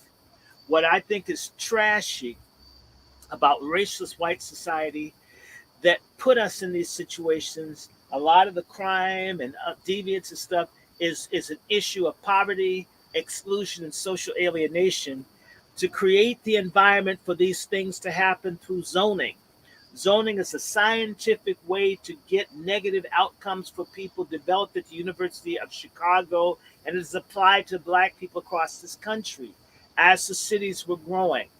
Then they made this hell, and then they're wondering why they smell fumes and smoke. There's smoke on your clothes. Well, God damn it, you made a furnace that you put me in. When are we going to do that? In fact, that's what I hate about nigger plantation preachers. They do not preach the word of God, and they never come back with a Jeremiatic indictment of this largest society. Because if you want to see white folk get the hell away from you, start telling the truth about who and what they are. They run like you sprayed roach spray on them. Instead, these days, when someone says Dr. King's a hole, my question is, why would you have a pedophile deviant person that liked being pissed on named J. Edgar Hoover run a government agency for 40 years? Right. And as well as he failed to stop narcotics and organized crime and white slavery and everything else. And you mean you want me to get concerned that Dr. King busted a nut 50, 60 years ago? He should have busted a nut. He didn't kill nobody. He didn't rape nobody. He didn't launder dope money. He didn't credit redline people. He didn't maintain a system of apartheid, eugenics, and genocide against the people. And you want to tell me, at the worst, Dr. King humping on somebody could produce a life, even when he's doing wrong. Something good could come of it. That's what I would say about Dr. King. I couldn't care flying damn about what people who hate my guts think about people that matter to me. It's the same way I got barred from a radio station because they wanted me to talk bad about Marion Barry. Mm-hmm. And this I think, is a lesbian journalist, wanted me to call Marion Barry corrupt. And I had to redirect her. You mean corrupt? You mean he liked women? I says, most men like women. That's why we have a human race, because men like women. I think my father liked my mother. I bet you your father liked your mother too. You're standing right here. Okay, then you know what? And I said some other stuff to her about how fake certain Black people in journalism was, so I never got invited back on the show. I embarrassed the hell out of that broad. Don't ever come to me to talk about Marion Barry, who gave me my first scholarship, who gave me my first job, who built all this housing and all, and brought Black people. Black folks were getting a third of the contracts in the city. We don't get 1% right now. And you want me to criticize Marion Barry. I almost cussed her out on air. And one thing, Marion Barry was not corrupt. He had flaws. He loved pussy and drugs, but he made a lot of other folks wealthy. And he went to school, high school, right down the block, several blocks at Booker T. Washington High School. Marion Barry was in Memphis. He tried to hit my mother up for ass. I mean, he was corrupt though, but he just loved pussy. I didn't say he was corrupt. No, I'm not saying when people say he corrupt, he didn't. He died broke. If he was corrupt, he would have died with some money somewhere. Absolutely. But he got betrayed. He got betrayed by the Boule and other people. Of course. They surely did. In fact, Eric Holder, a Caribbean, a non-ADOS, a non-FBA, a sellout, vicious, no good, so-and-so, did that. In fact, my father grew up with the mother, the lady that they trapped him with. And the whole family got destroyed behind that. They don't even talk about it. All right. So I don't care what my enemies say. In fact, if it's something I do that upsets my enemies, it makes me want to do it more.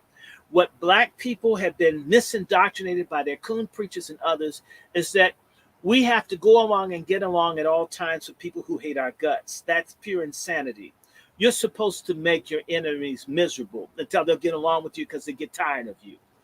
Yes, okay, we're going to wrap it up the show. I want to have like Sister Kara.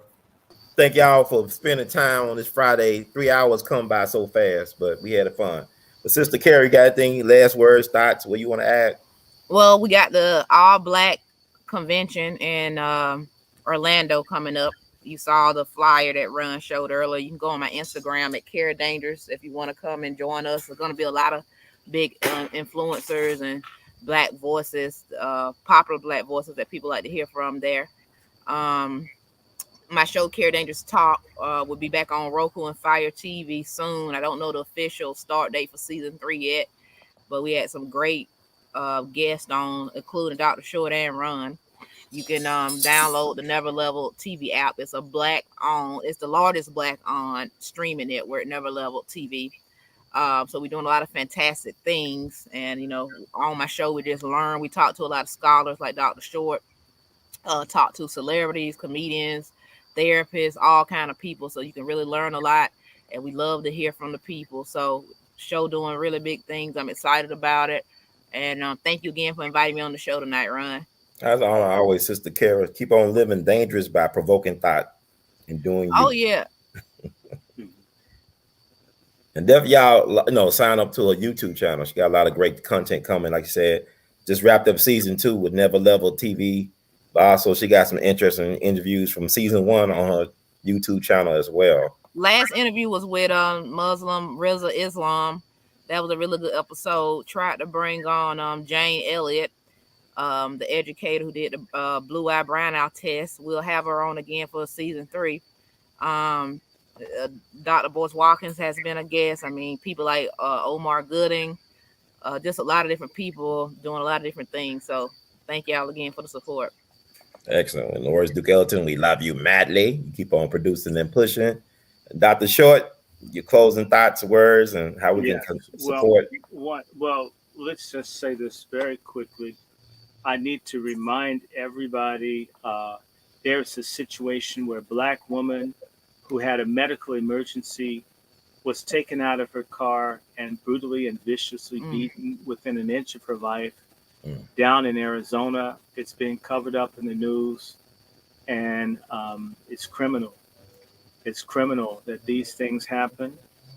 It's criminal that this man, so a lot of atrocities have happened. I want people to really think carefully about who they're going to support politically. I don't worship one party or the other, but Biden has been a complete disaster. And he will continue to be a disaster at the border, in your neighborhood, and everywhere else. And I also want to say to people, follow your people who are telling the truth. They're making it harder and harder for people to tell you the truth. And the other thing I will say to you is that I have 2 books. One book is Slavery's Mastery, which I'll show you. You can get it off of Amazon, or you can get it from hollismedia.net. It's a little pricey, but support it. It's a good read. It's an excellent read. My other book is called I Am Spartacus. It's talking about that crooked Negro, Cory Booker in New Jersey, who's part of this whole mandate madness. I want you to pray for DC. There are more and more police murders here, more crime here, more repression here. We have a no good mayor. We have a whole bunch of no good butch stud mayors all over the country. DC's got one, this thing that looks like Arsenio Hall with the process. Wake up. I mean, and so, find out what's going on. As for me, I want to let you know I am in the process of launching a magazine called The People's Report. I'm in the process of populating now, so if people are writers and want to get stuff published from a Black perspective, you can reach out to me. I'm working on getting Control. I am at present, whether people recognize it or not, the owner of Black Agenda Report magazine. Whether people are doing what I want or whatever, eventually that's going to be worked out. So we're going to be able to put stuff out in writing as well as in video form. Please support me. I always need. Ron always needs. We're always doing something. I got whenever there's something, like I got a family in Uganda. I got a kid that has corona. I want to send some bucks to make certain they get out alive. Had to save their father a couple of days ago. Um, you can send money to me at $ Dr.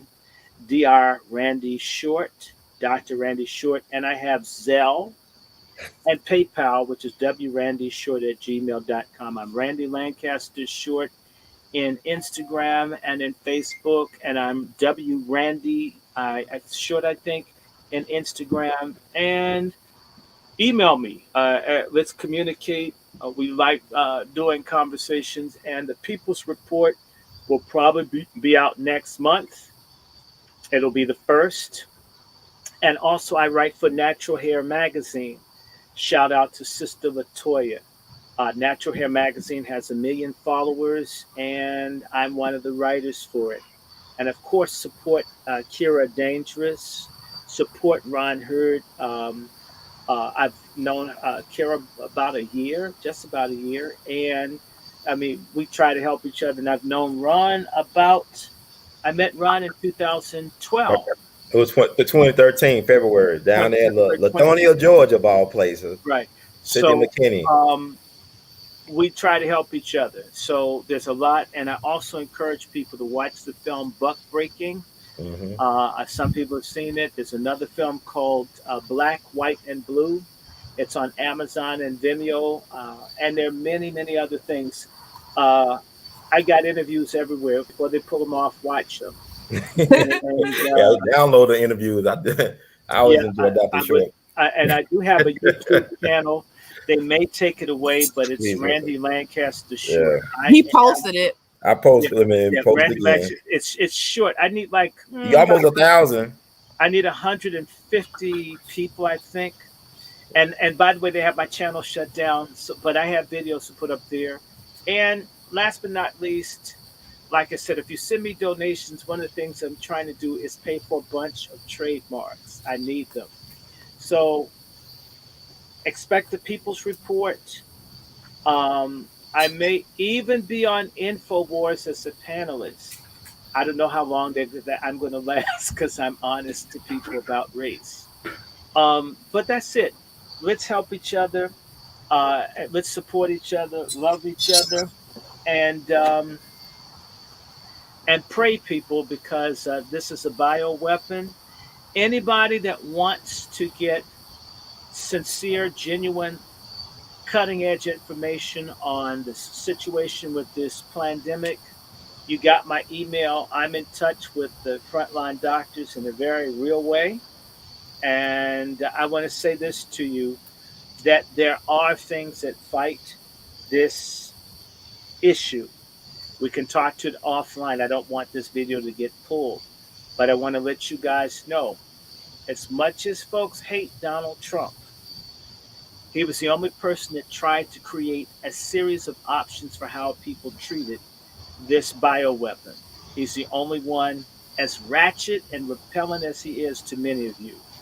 And I want to say, when history reveals that me and people like Ron supporting me, and then 2 other folks were able to get Trump to try to intervene to save the lives of hundreds of thousands of Black people, that the Boule, what I call the National Association of Black Jerk-Off Artists, all of the Black groups who've been funded by the big pharmaceutical companies have decided to allow the masses of Black people to die. So if you hear me speaking strong language, it's coming from strong love and a strong anger against people who have betrayed Black folks as a collective. B1, FBA, ADOS, and as I say, as DAFTA, descendants of Aboriginals and forcibly trafficked Americans, I say God bless you and good night. And also, before I forget, I got a new show coming out, Kera Dangerous Outside, where I interview people face to face. and I go to different black companies and do interviews. It's coming out soon, so just be on the lookout for that. Also, the Kera Dangerous Talk website will be up and launched soon. I also have a lot of black writings on there. You'll get blogs from me talking about insights to different guests I have on and behind the scenes and what I thought about the person and things like that. So be on the lookout for Kera Dangerous Outside coming very soon as well.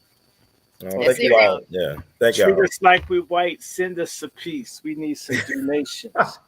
Yes. Just pretend that this is a white televangelist, like your grandmother buys the $1 Million Bible from the racist preacher who thinks black people under the curse of Ham. Oh, yes, y'all can help us out. We'd appreciate it. Thank you.